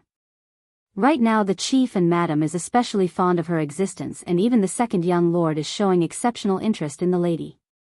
As long as she gives the word, then the elders will follow. Showing surprise in his face, Zhongnan immediately turns to the former chubby girl and frowned. So the one in the rumors are her? Bai Yan's arrival, 5, compared with Zhongnan's surprised face, Bai Yan's look to Ho Chui only seemed strange. Slowly, her lips had curved into a smirk. Haha. It was then Zhongbei's, younger, hearty laugh came over from Mujin's back. Under the watchful eye of everyone, the old senior proudly stepped forward to side with his brother. Mujin, I'm afraid you won't get your wish. Even if you all work together, me and my older brother won't let you harm my disciple. The old beauty still wanted to chip in some more cynical words, but that's changed the second she noticed the other side's cultivation. You broke through to the higher level? These two bastards, they've both broke through. Mistress, coughing at his attempt to speak, Silvery sways his huge body unsteadily. I take this medicine first. Coming over, Bai Yan readily hands over a beady pill that's able to heal up the guy's injury at a visible speed. Back over in the crowd, Huan Yin was listening to the conversation with careful ear. And for some reason, she's got the aching feeling that it's very familiar. Why do I feel like I've heard it somewhere? Mistress, maybe I am too stupid, but there is one thing I don't understand, says Silvery.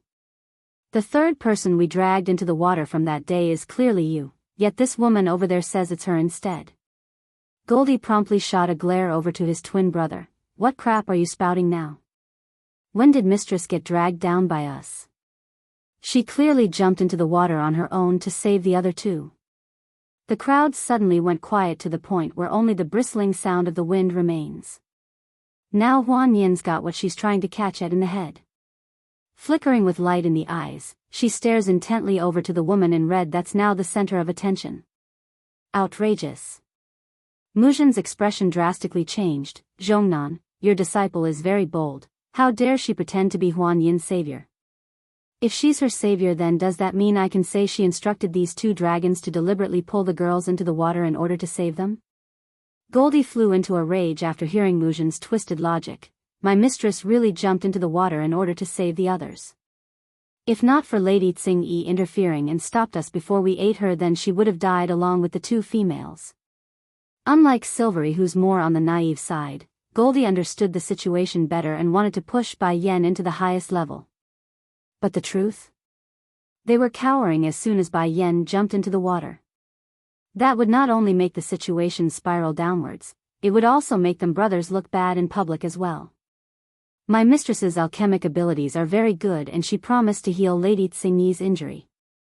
Since Milady is willing to recognize her as the mistress, then us brothers will also recognize her. This speech caused Huan Yin to produce trickles of tears. What a good girl she is. Not only did she save me, she even gave the impersonator a chance.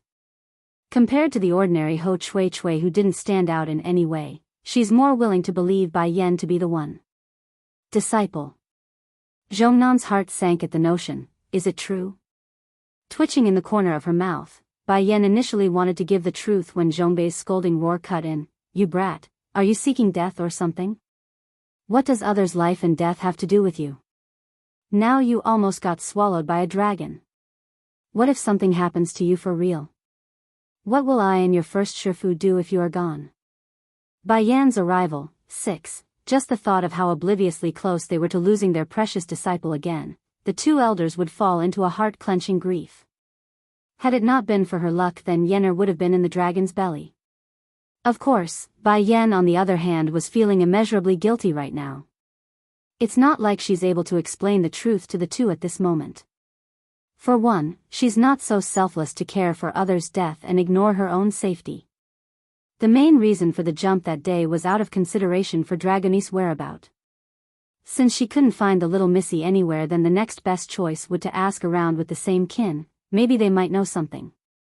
Shifu, I would never regret saving others. Bai Yen then shifts her gaze over to her precious dragoness, otherwise, I wouldn't have been able to find her. Zhongnan was rather taken aback. Does Yenner know this green dragon beforehand? At this moment Ho Chui Chui's face had turned ghastly white after hearing Silvery's word. Her body shakes and wanted to flee the scene before it's too late. Against the real deal, an imposter's momentum would of course be weaker.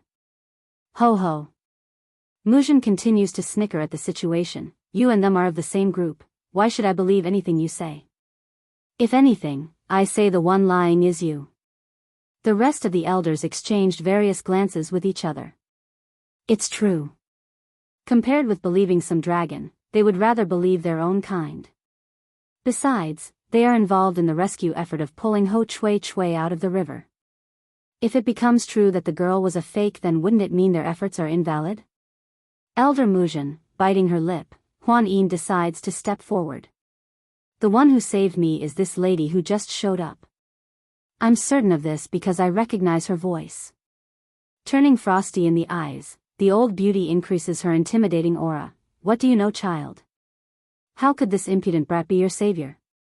Don't be fooled by their lies. Miss Ho is the real lady from that day, so don't it get wrong. I said it, she's my savior, what don't you understand? Huan Yin snaps, growing increasingly angrier by the moment. Go away, child. For someone that can't even recognize her own savior to come dictate what I do is ridiculous. Don't bother me while I complete official business. You, trembling all over from rage, the poor girl never seen such shamelessness before that it's leaving her speechless. Bai Yen had known about Muzhin's shamelessness from hearsay, but not to this extent. It's obvious the old hag intends to make Ho Chui Chui be the imposter regardless of what everyone says. Zhongnan, older, couldn't hold back his laughter anymore. This is truly a first for me. How could the one that's been rescued mistake their savior? And you, for someone that's not even involved, you actually got the nerve to say you can determine who's who? That's of course. Muzhin clicked her tongue, ignoring the strange looks coming her way. Huan Yin is just a child, being blinded by those with devious schemes is normal. I, as an elder, have the duty to put her on the right path and not allow those with ill intent to deceive her. I'm sure her father would also thank me once he gets wind of what I did. Big brother, Zhongbei, younger, grinds his teeth. It's a waste to continue this talk. New and old hatred, it's time we get revenge for our poor disciple that she murdered years ago. Okay. Zhongnan silently nods, agreeing with his younger brother's view. Today, even if we disregard the rules, we must kill this bitch to get even for our two disciples. Shifus. Before the pair could make a move, the faint voice of Bayan's voice had come out again. This is not even the opening act yet, please wait. I promise you will get a good show if you are patient.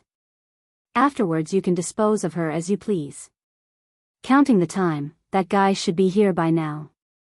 Squinting her eyes until it's like an eagle's, Bayan shoots a bemused look over to Muzhen like she's able to see through to the woman's hidden secrets. A good play's opening. 1. Muzhen's heart panicked at first over that strange gaze. No, the chief would definitely take my side over some outsider. There's no way he would abandon me for some stranger. As for Zhongnan and Zhongbei, they only just broke through to the higher level. They could never beat me with their current skill. Not far away, a series of footsteps soon came into their ears, causing Bayan to swing around to meet the oncoming crowd. A flicker of surprise filled those eyes at who it was. Not that guy again. Right now the chief and his wife were leading the pack after not finding the two seniors at the Zhong Manor. Zhongnan, Zhongbei, you two made a breakthrough? Jun Tianyu, wife, sounded very happy at the revelation.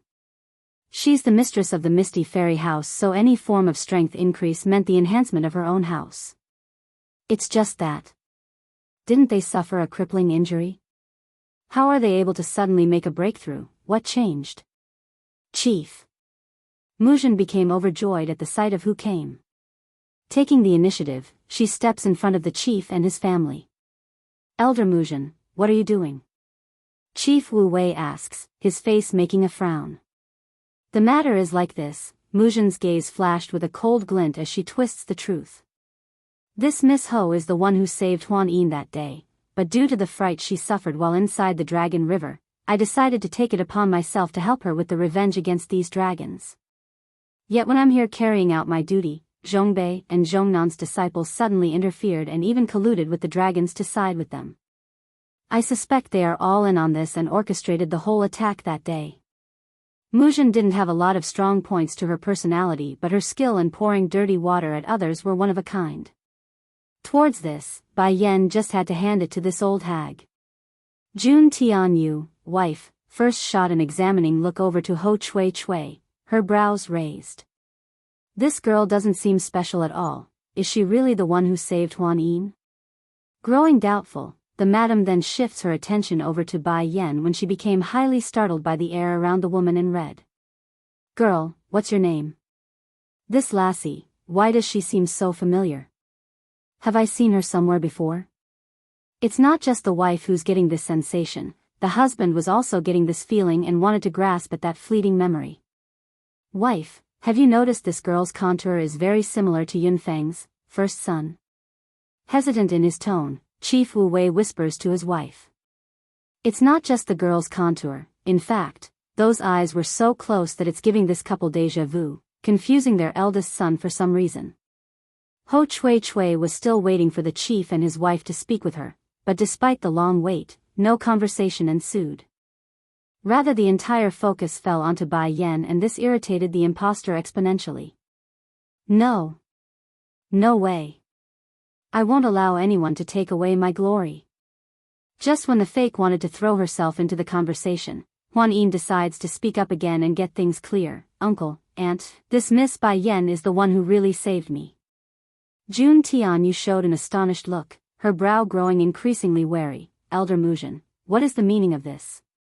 Sneering like always, that's what I was trying to explain. This woman over there is pretending to be Miss Ho and take her place. They've even managed to deceive Huan Yin into believing their lies despite not knowing what that woman on the boat looked like. A good play's opening, too. Muzhen had cut off the girl's word again. Besides, if she really was your savior, then why would she collude with the dragons? What's more, my disciple has already investigated the matter. The name written on the invite slip is Ho Chui Chui, and that's a fact. It's the key evidence.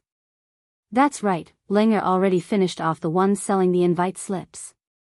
There won't be anyone able to prove it's this bitch who was there that day. No invite slip, no right to board the dragon boat. The plan is flawless and the chief will know who to trust. A humph. Making a dry cough, Chief Wu Wei turns to Bai Yen. Miss, do you have anything to say? Perhaps it's due to the similarity this girl shared with his son, but the father instinctively wanted to give the benefit of the doubt to an unknown stranger. It's pointless to say anything. Better yet, why don't I let others be the judge instead? Raising the corner of her lip, she openly grins at the approaching figure that's coming their way in the distance. Walking behind the leading familiar individual was a fatty.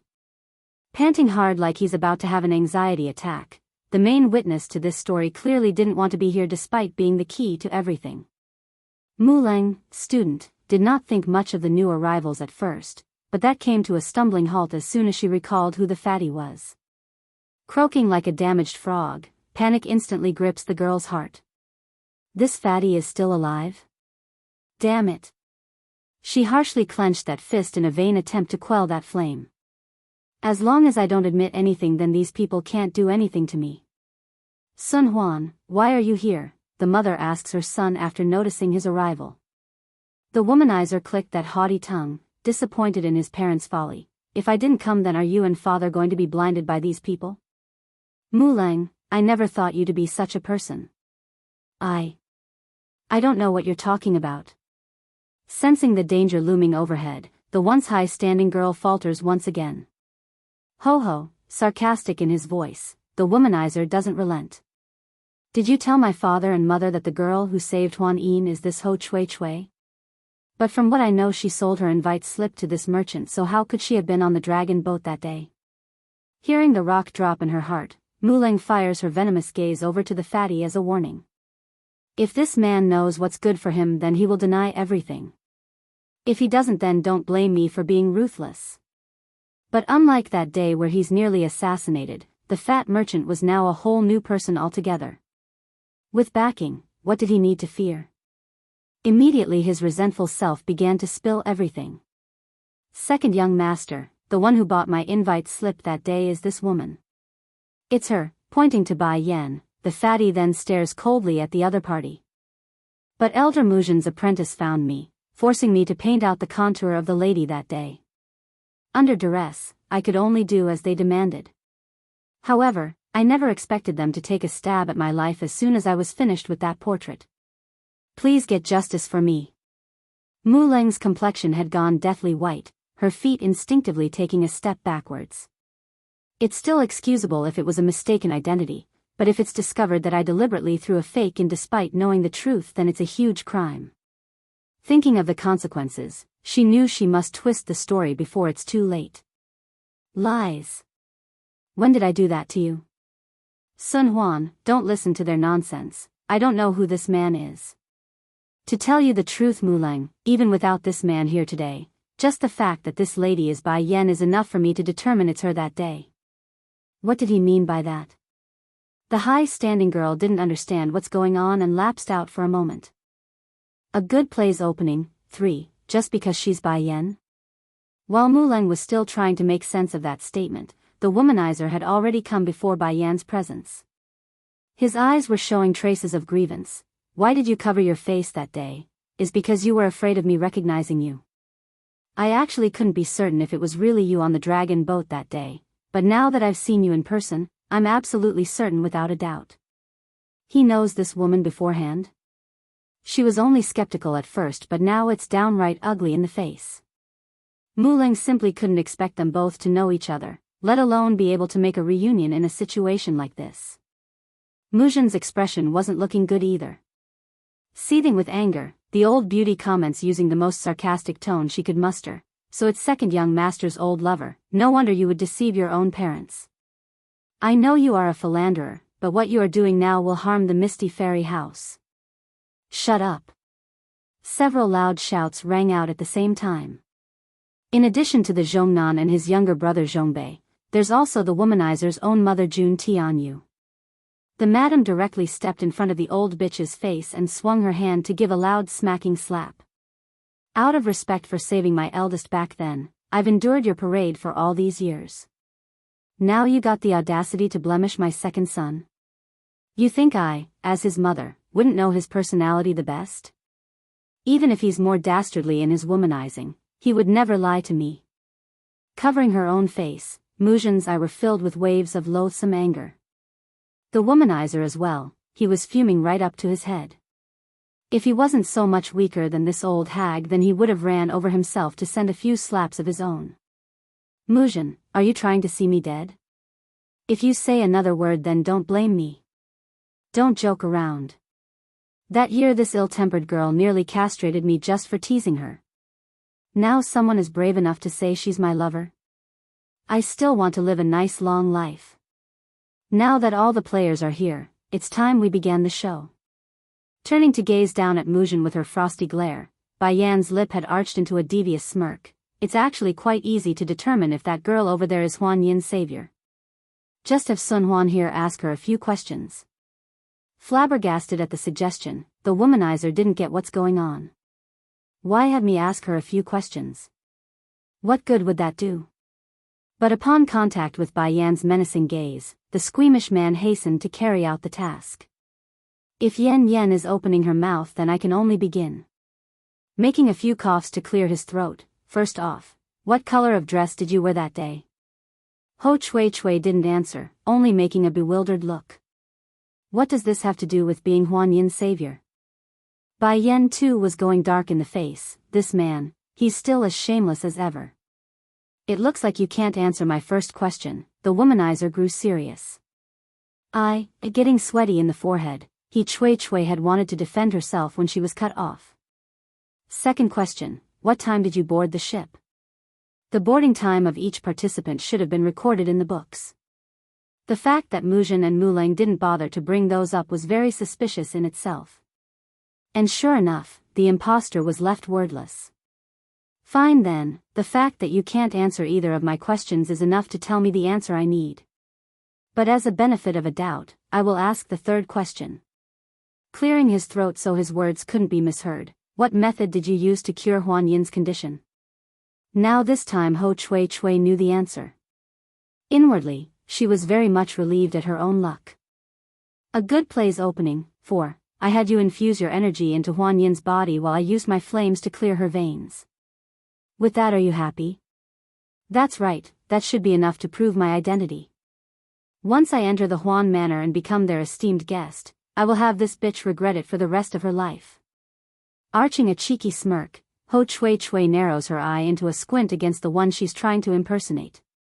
The womanizer cheerfully nods at that. Your answer is very good indeed. But now would you mind showing us your flame to prove it? Going stiff before her cheekiness could bear fruit, Ho Chui Chui's proud demeanor instantly deflates. This time it's not only the impostor, even Muleng was starting to fret because they apparently forgot one crucial point. The impostor couldn't control her Dan fire. The womanizer didn't push it, only standing there patiently waiting. However, it was Elder Muzhin who lashed out to make the situation worse. What are you still standing there for? Hurry and summon out your flame. All embarrassed in her face, Ho Chui Chui began to mutter incoherent words like a lost child. In the end she could only turn to the one who set this whole thing up for help. Muleng really wanted to smack the useless idiot.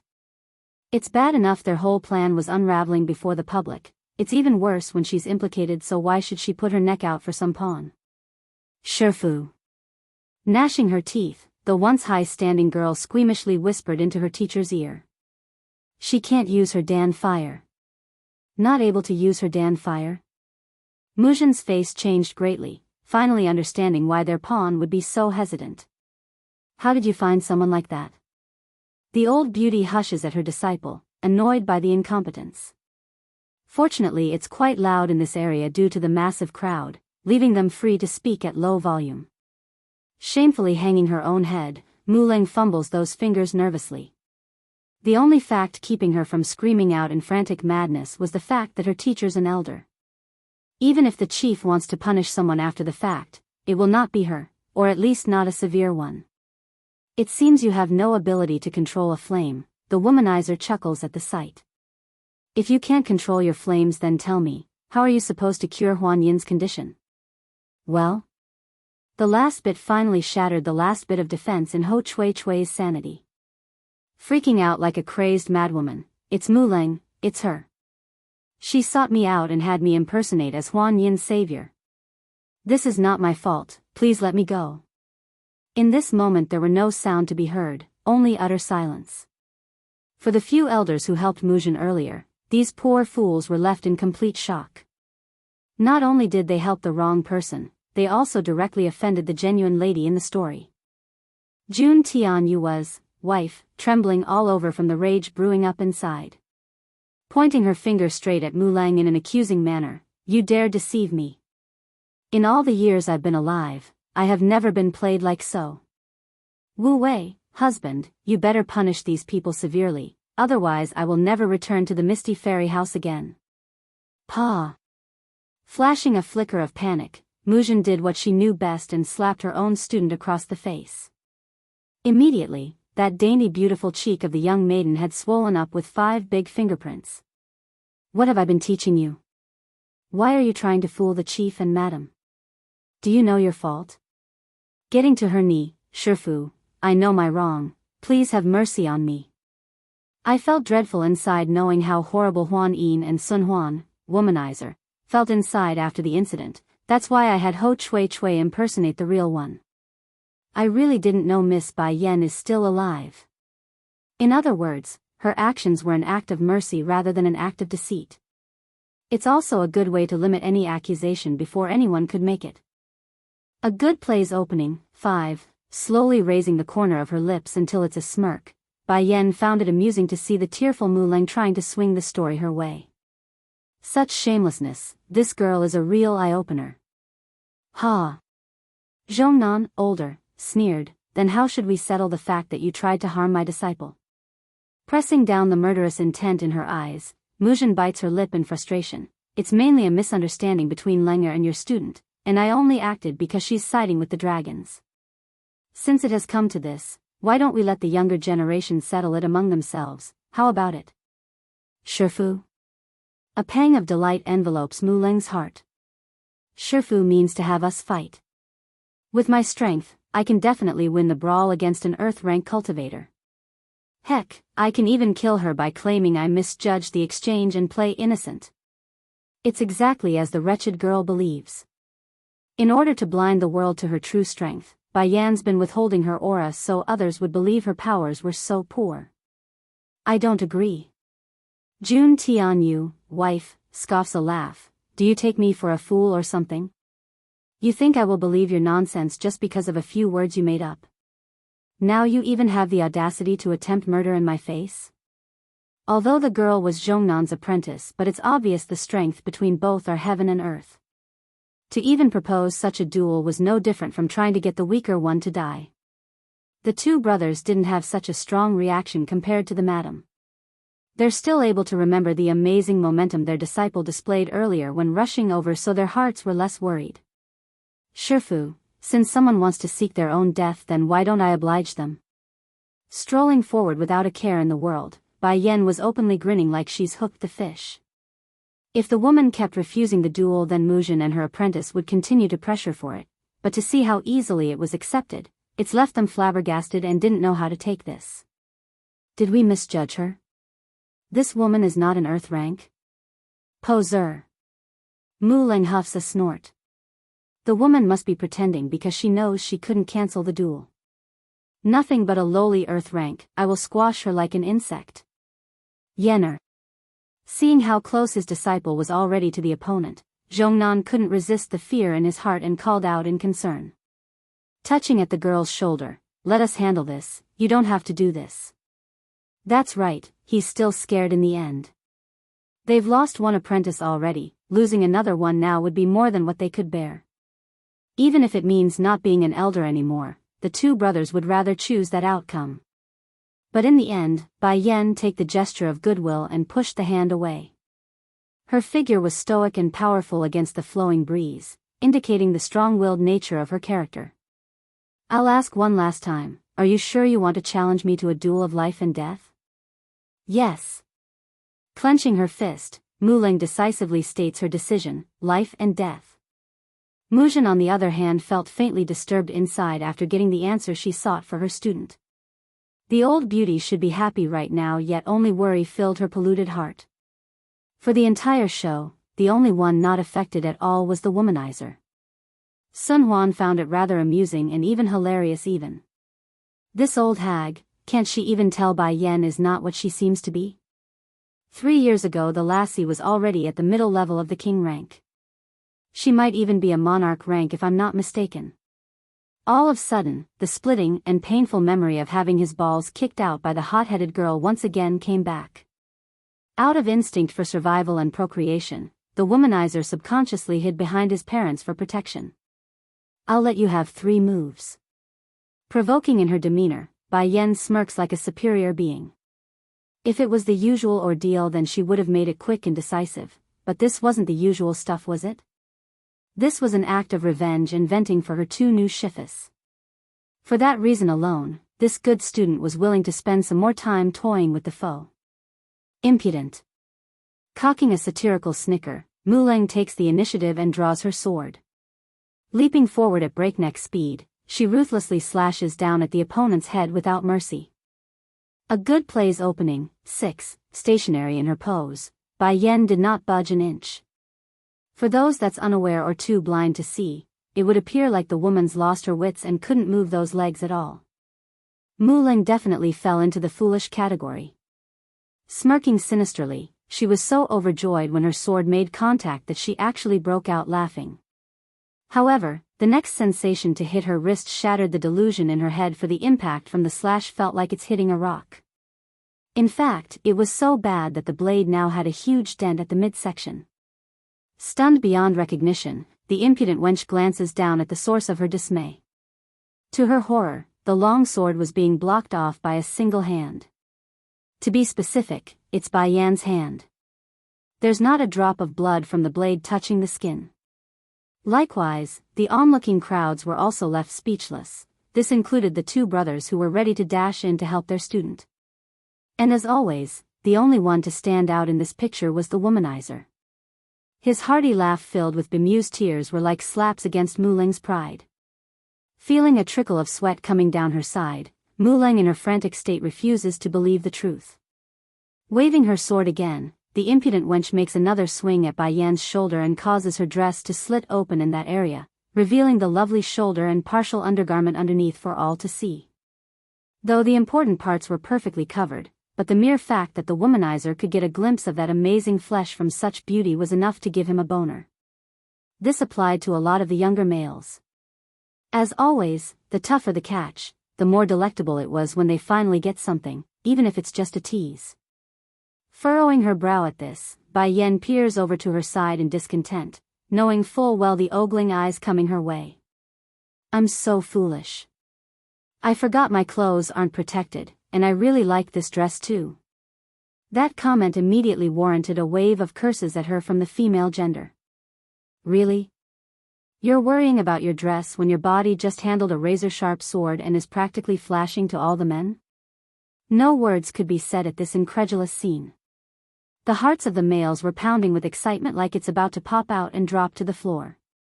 It's too exhilarating of a show to see someone so strong and so attractive.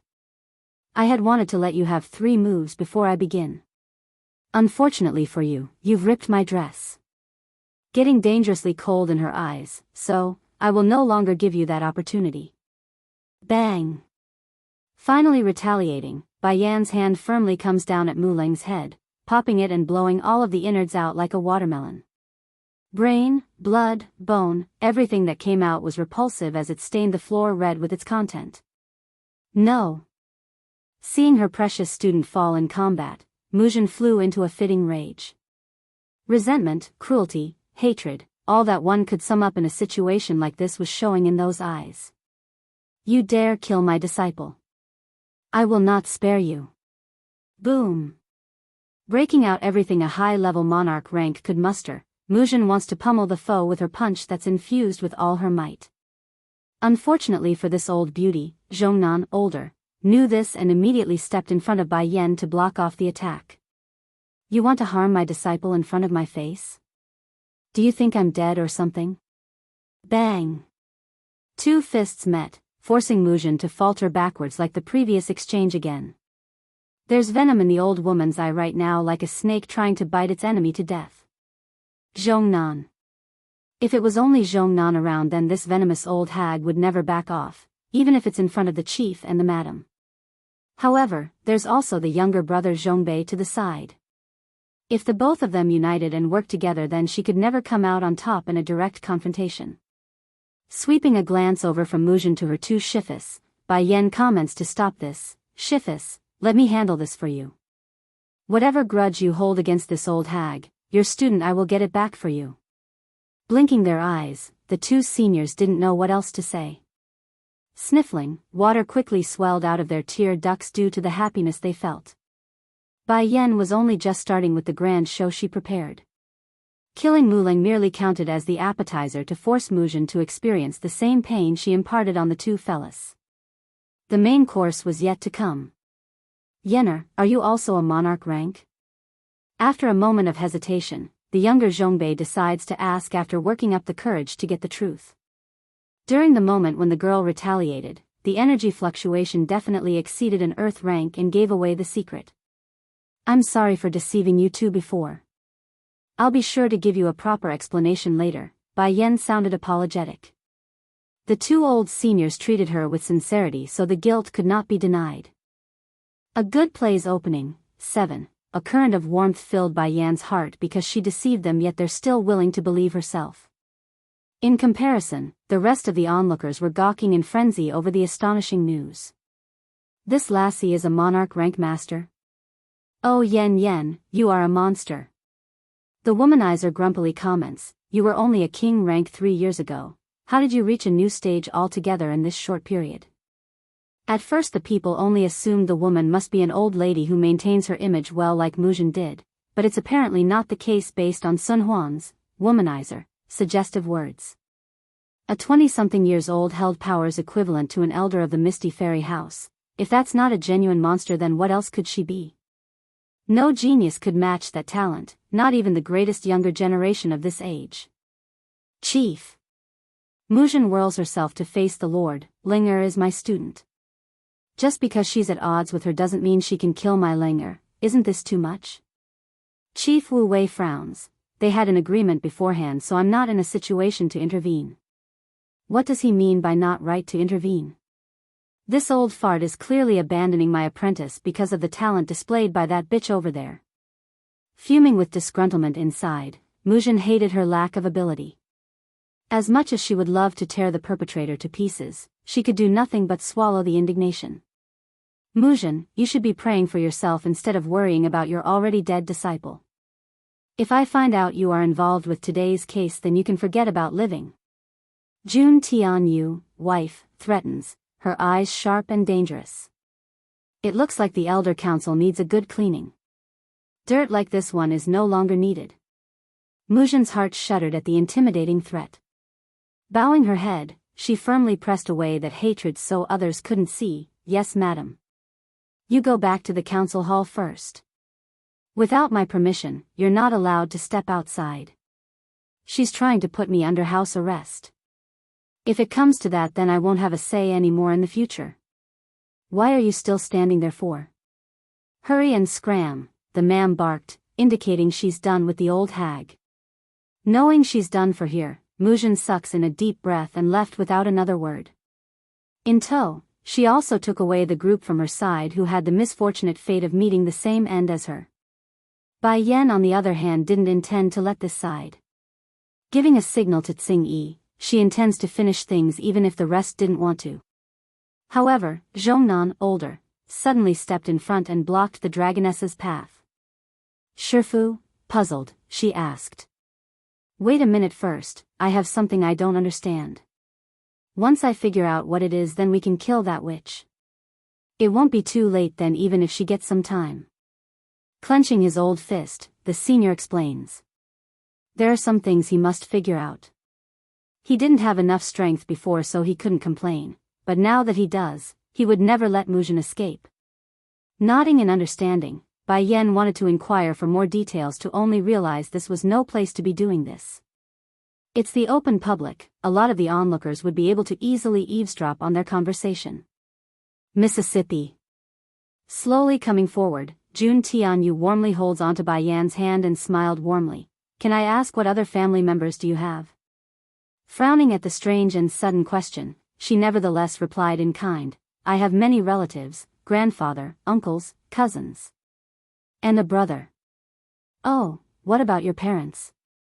I don't know who my father is, and my mother has been missing for years. The madam and her husband promptly exchanged a meaningful look with each other. Don't know who the father is and the mother's missing? The fact that they got a very good image of Bai Yan as soon as they met was a huge indicator, plus those eyes, it resembles their son Yunfeng way too much.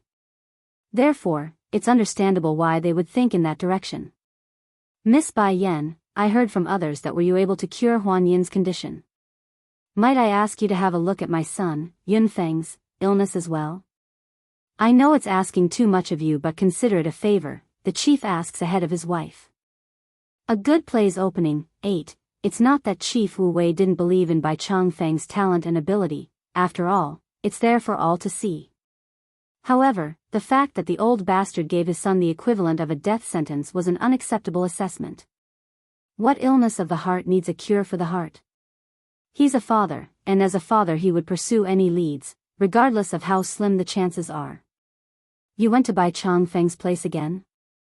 Did he promise to come? Jun Tianyu, wife, asks with a furrowed forehead. The husband smiles bitterly at his wife's question. Yunfeng's illness hasn't been getting any better after all these years, so I couldn't bear it any longer and went to find that man. Though the medicine sect have been at odds with us, but Bai Changfeng didn't reject my request for a meeting this time.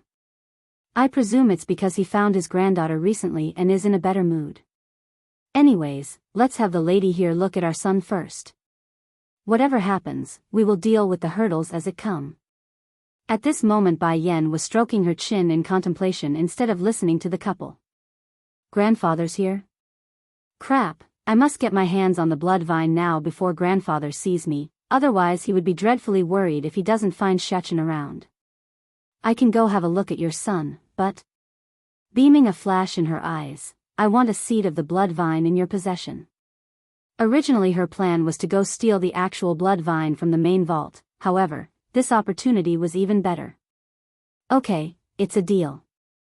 Elated inside, the madam readily pulls Bai Yan along towards their home. Regardless of you being able to cure Yunfeng's illness, I will still be grateful to you. In comparison though, the others present weren't taking it so well and were exchanging looks between themselves. In their urgency, the elders all turned towards the chief for help. Unexpectedly, the man didn't move and remained inactive like he's giving the go-ahead. How can the madam just hand out the blood vine seed, and the chief agreed so quickly too? Chief, madam. It was then a panicking voice cuts in from the rear. The young master is acting up again. It's very serious this time and he's attacking anyone who gets too close. What? Nearly fainting on the spot, the poor mother struggles to keep her balance due to those shaky legs. Quick, we need to go back. Let's go. The chief as well, his eyes were very urgent and hurried to support his wife. Together, arm in arm, the couple quickly headed for their home. Yenner, let's go and see too. Zhongnan sounded anxious as well, just that his worried state was less urgent due to the calm and fixated gaze of his student. Perhaps this precious disciple of mine really can cure Yunfeng's illness. Inside the misty fairy house, the most majestic and magnificent structure had to be the main home of the chief and his wife. As soon as she barged into the estate, the echoing cries of a painful man could be heard even from afar. That's how much suffering the patient was going through. In hindsight, Bai Yan too felt a strange discomfort in her heart over that sound. It's as if someone's holding her heart and tightly ripping it around. Yenner, what's wrong? Zhongnan, older, was the first notice the woman's shortness of breath.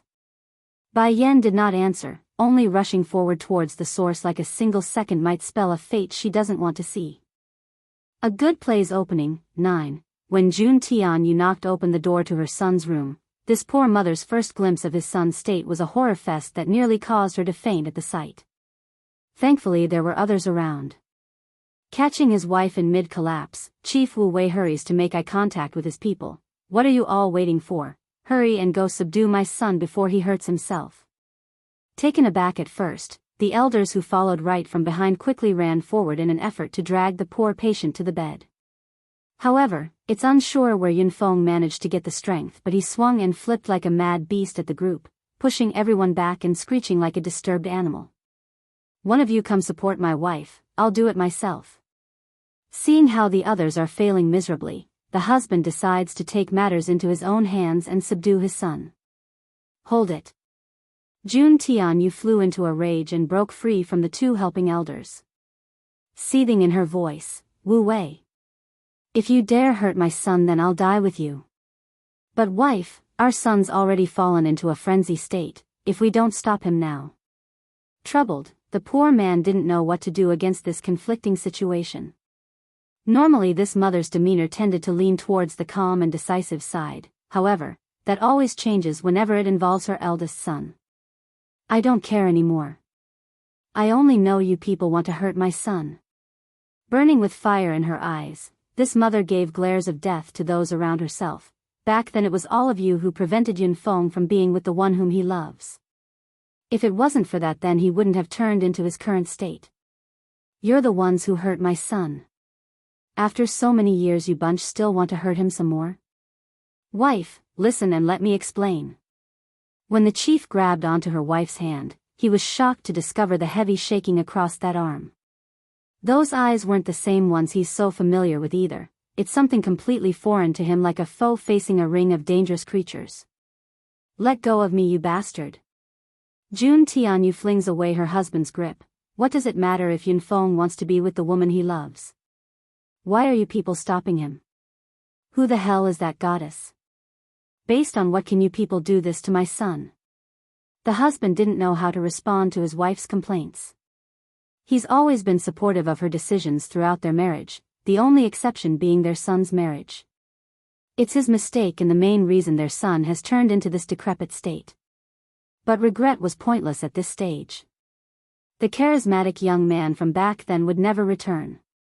Done with them all, the poor mother stumbles forward without a care for everyone else. "Yunfeng, it's mother, do you know me? As long as you can recover, then mother will decide for you. Whoever you want to marry, you can go ahead, no one can stop you." "Our." Screeching with an animalistic roar, the mentally unstable man charges at the woman who drew too close. "Wife, be careful." Fearing his wife would be harmed, the chief wanted to drag her away to no avail. The woman didn't budge and had her eyes completely glued to her son's presence. There's so much pain in there that anyone could see it. "As long as Yunfeng can recover, then I'm willing to pay for it with my life." Then just when those clawish hands were about to swipe down at the mother's face, a powerful beam of silvery light had cut through the window and pierced into the frenzied man's heart. Only inches away from making contact, the person fell backwards and lost his consciousness. "Son." Finally unable to bear the pain, Jun Tianyu wholeheartedly collapses and fainted into her husband's arms. This leaves the husband the only one awake to deal with the aftermath. Turning to face the doorway, he nods at Bai Yan's figure, who still had her fingers pointed forward. "Thank you for that." A good play's opening. 10. Sucking in a deep breath, Bai Yan had to work desperately hard to keep in the unease in her heart. "All of you go out." Taken aback by the strong reaction, the chief eventually nodded. "Okay, give us a shout if you need anything, I will have my people do as you order." After saying this, the man then began to head for the outside with her wife in hand. But just before he could step through the doorway, another call came out. "Wait." Halting in his step, "Is there anything else?" "I need some herbs. Within half an hour, bring them all to me. Tell me the names, I'll have them ready by that time." Chief Wu Wei has decided. Since his wife was willing to believe this girl, then he too would believe her. Within the Mu Manor, Muzhen was currently sitting on the sandalwood chair with her eyes showing extreme resentment. "Elder," a shadowy figure drifts through the door and takes to his knee. "I'll ask you one question." Muzhen eye flickered with a frosted tint. "That day, did you guys really finish off and kill that woman? I want the truthful answer." She's not going to forget the chief's word back there about how their eyes look very similar. Adding in the fact that the bitch's face held such strong resemblance, it's hard to deny the wariness creeping up inside. Elder, musing over his answer, the shadowy figure appears tied between something. That day the woman was seriously injured by us. There's no way she could have survived. Mujin's complexion sank again. When you pursued her, was she pregnant? Trembling so slightly, so in the end the truth got leaked. It's like this, Elder. That day we could see she was about 8 months pregnant. All things considered, that child could not have survived with the mother. Even if the child did live, it wouldn't have lasted long. And why was such a crucial piece of information not reported to me? Slamming her fist down at the table, the old beauty instantly blew apart the furniture and allowed the tea splash across the floor. Because the child is bound to die, so I, bang. Sending a direct kick over, she sends the shadow tumbling to the ground. Those eyes radiated hatred like a bat out of hell. How dare you hide this from me? If you are so sure she is dead, then you don't need to live either. Due to Chief Wu Wei's sudden inquiry about the woman from years ago, this ruthless and black-hearted witch did what any evil villain would do. She murdered anyone involved with that case. This one who just returned was out in a mission, so that's how the individual managed to survive till today. But in the end, the fate of death still befalls the shadow's head. Piercing the man's heart with her blade, Mujin claps her hand to summon a servant, drag this corpse away and bury him in a mass grave. Yes, Elder. An elderly old man slowly emerged from the side, his face indifferent and cold when eyeing the pool of blood. Lifting up the body as told, he went about with his business as usual. It's just that this time around, instead of a smooth burial like the previous times, there was a ghostly figure who tailed him and stole the body away once he wasn't looking. Regarding all this, Mujin naturally didn't know nor expect. In her wretched head, there's only the burning hatred for revenge against Bai Yen. To think that slut bore the young lord's child. She's nothing but a commoner, based on what can she have his blood? Gnashing her teeth in jealous hate, the old beauty rubs her own belly in utter resentment. And there's that blasted daughter of hers. No wonder she's such an eyesore. As soon as I saw her. A slut would always give birth to a slut, only knowing how to seduce the opposite sex. A good play's opening. 11, Elder, coming through the door, the senior who earlier went to dispose of the body had returned. I have buried the corpse within the usual spot as you instructed. It won't be long before the wild creatures in the forest dig into him. There is no need to pay the subject any more heed. Mujin calmly nods to affirm she's got the message. Now that I'm being nominally under house arrest by the chief, I want you to pay closer attention to that side. If there's anything at all from the estate, I want to know about it. Yes, Elder. Sounding hesitant, the senior decides to ask what's bothering him anyways. Regarding the girl from back then who tried to seduce the young lord, is she really just a commoner? Of course. Mujin snarled at this. Even if she isn't a commoner by the odd chance, the girl couldn't be anything more than a small clan's daughter. How can someone of that low blood be worthy of our young lord? I bet she knew his identity beforehand and did everything to climb into the bed. That's how she got pregnant in the first place. Someone who only schemes to become the mistress of our misty fairy house deserves to be crucified for their sins. What I did is an act of mercy, do you understand me? Apparently this old hag had forgotten her own place in life. She's only an elder, a subordinate of the main ruling house. The very fact that she's trying to dictate who or what's permissible to interact with her liege was in itself a treasonous act.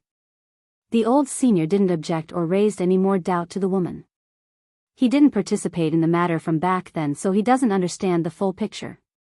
However, an ominous sensation kept nagging in the back of his head like this wouldn't turn out well in the coming days. You can leave me for now, I want to rest. Closing her eyes, Mujin showed a wary tiredness on her face.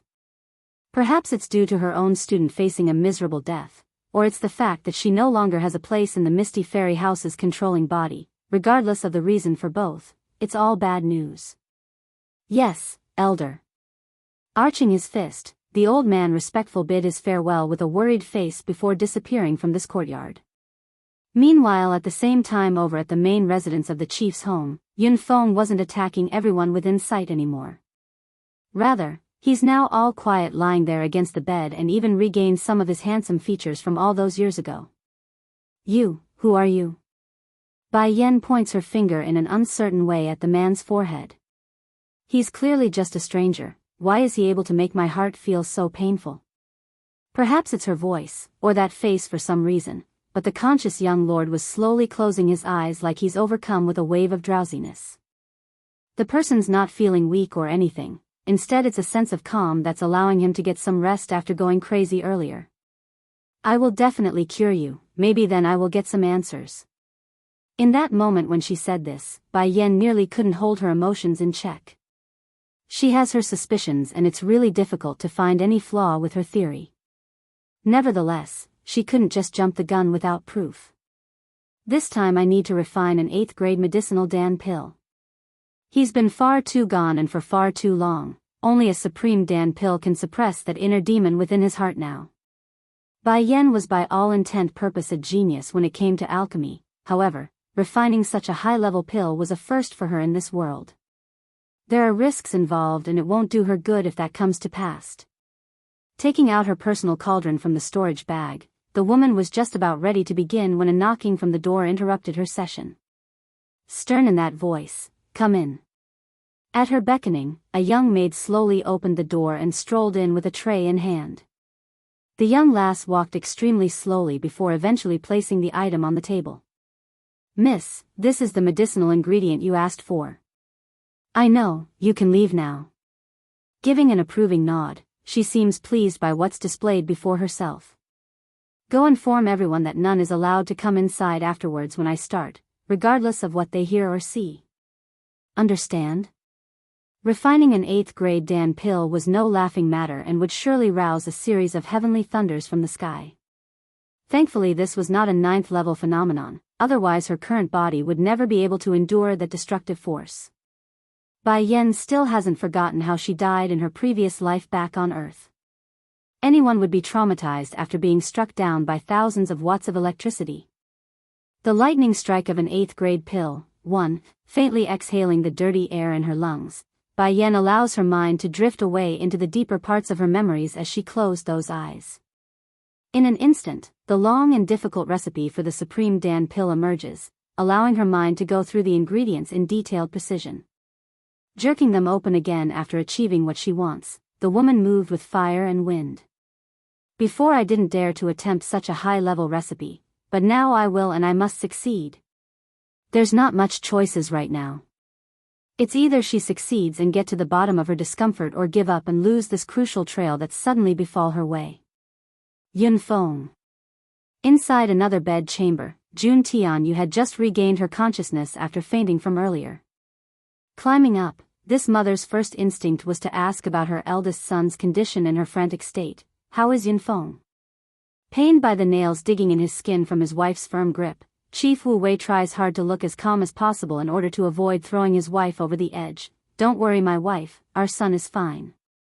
Miss Bai Yen is already seeing to his illness. I'm sure it won't be long until the demon in his heart is gone and we can all start anew." "Really?" The mother's expression instantly brightens. Even if she knew the man's words are nothing but deceiving lies, it's still something she wants to believe. "I'm going to see Yun Feng." "Wait a minute."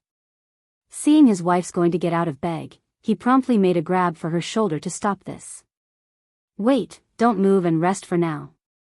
The lady stated that we mustn't interrupt her session during the operation, so let's wait here while she does her work." Even this man didn't know why he would be so trusting of a stranger to the point where he would entrust the well-being of his son to them. Okay. Repeating the words several times over to herself in a muttering tone, Jun Tianyu could not hold in her joy.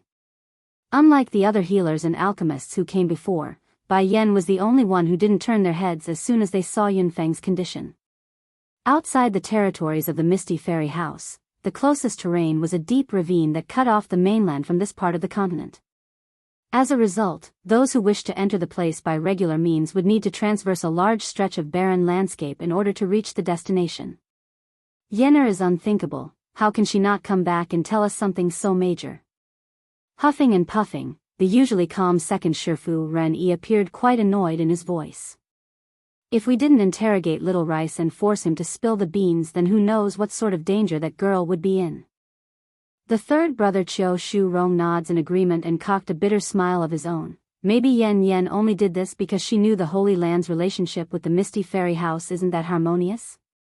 But really, that blasted girl needs to start learning on how to use the powers behind herself. She's too headstrong for her own good, always running up front and shouldering everything on her own without looking for help. Normally all three brothers would come after getting wind of this, but since their oldest brother Jingqi was in the middle of making a breakthrough, only these two had come. There's around 1,000 miles before we reach the Misty Fairy House. By my estimate, we should be there by nightfall. Ren Yi's eyes scanned the horizon with a fierce glint. If my precious student suffers any indignation or is harmed by those people, growling like a threatening dog, I will make them pay regardless of their forces or status. As an elder of the Holy Land, how could the second brother not know the virtues of those from the other power? And considering her own student's proud nature, plus amazing talent, it's almost a certain some of those conceited bastards would try something against her. That's something he won't allow. The lightning strike of an 8th grade pill, too, while the two elders of the Holy Land were making their way over at air-splitting speed, the sky around the main residences of the Misty Fairy House had fallen into a gloomy storm. Jun Tianyu and her husband remained seated inside the main reception hall while they waited. Though the hope was slim, the couple didn't want to let it go.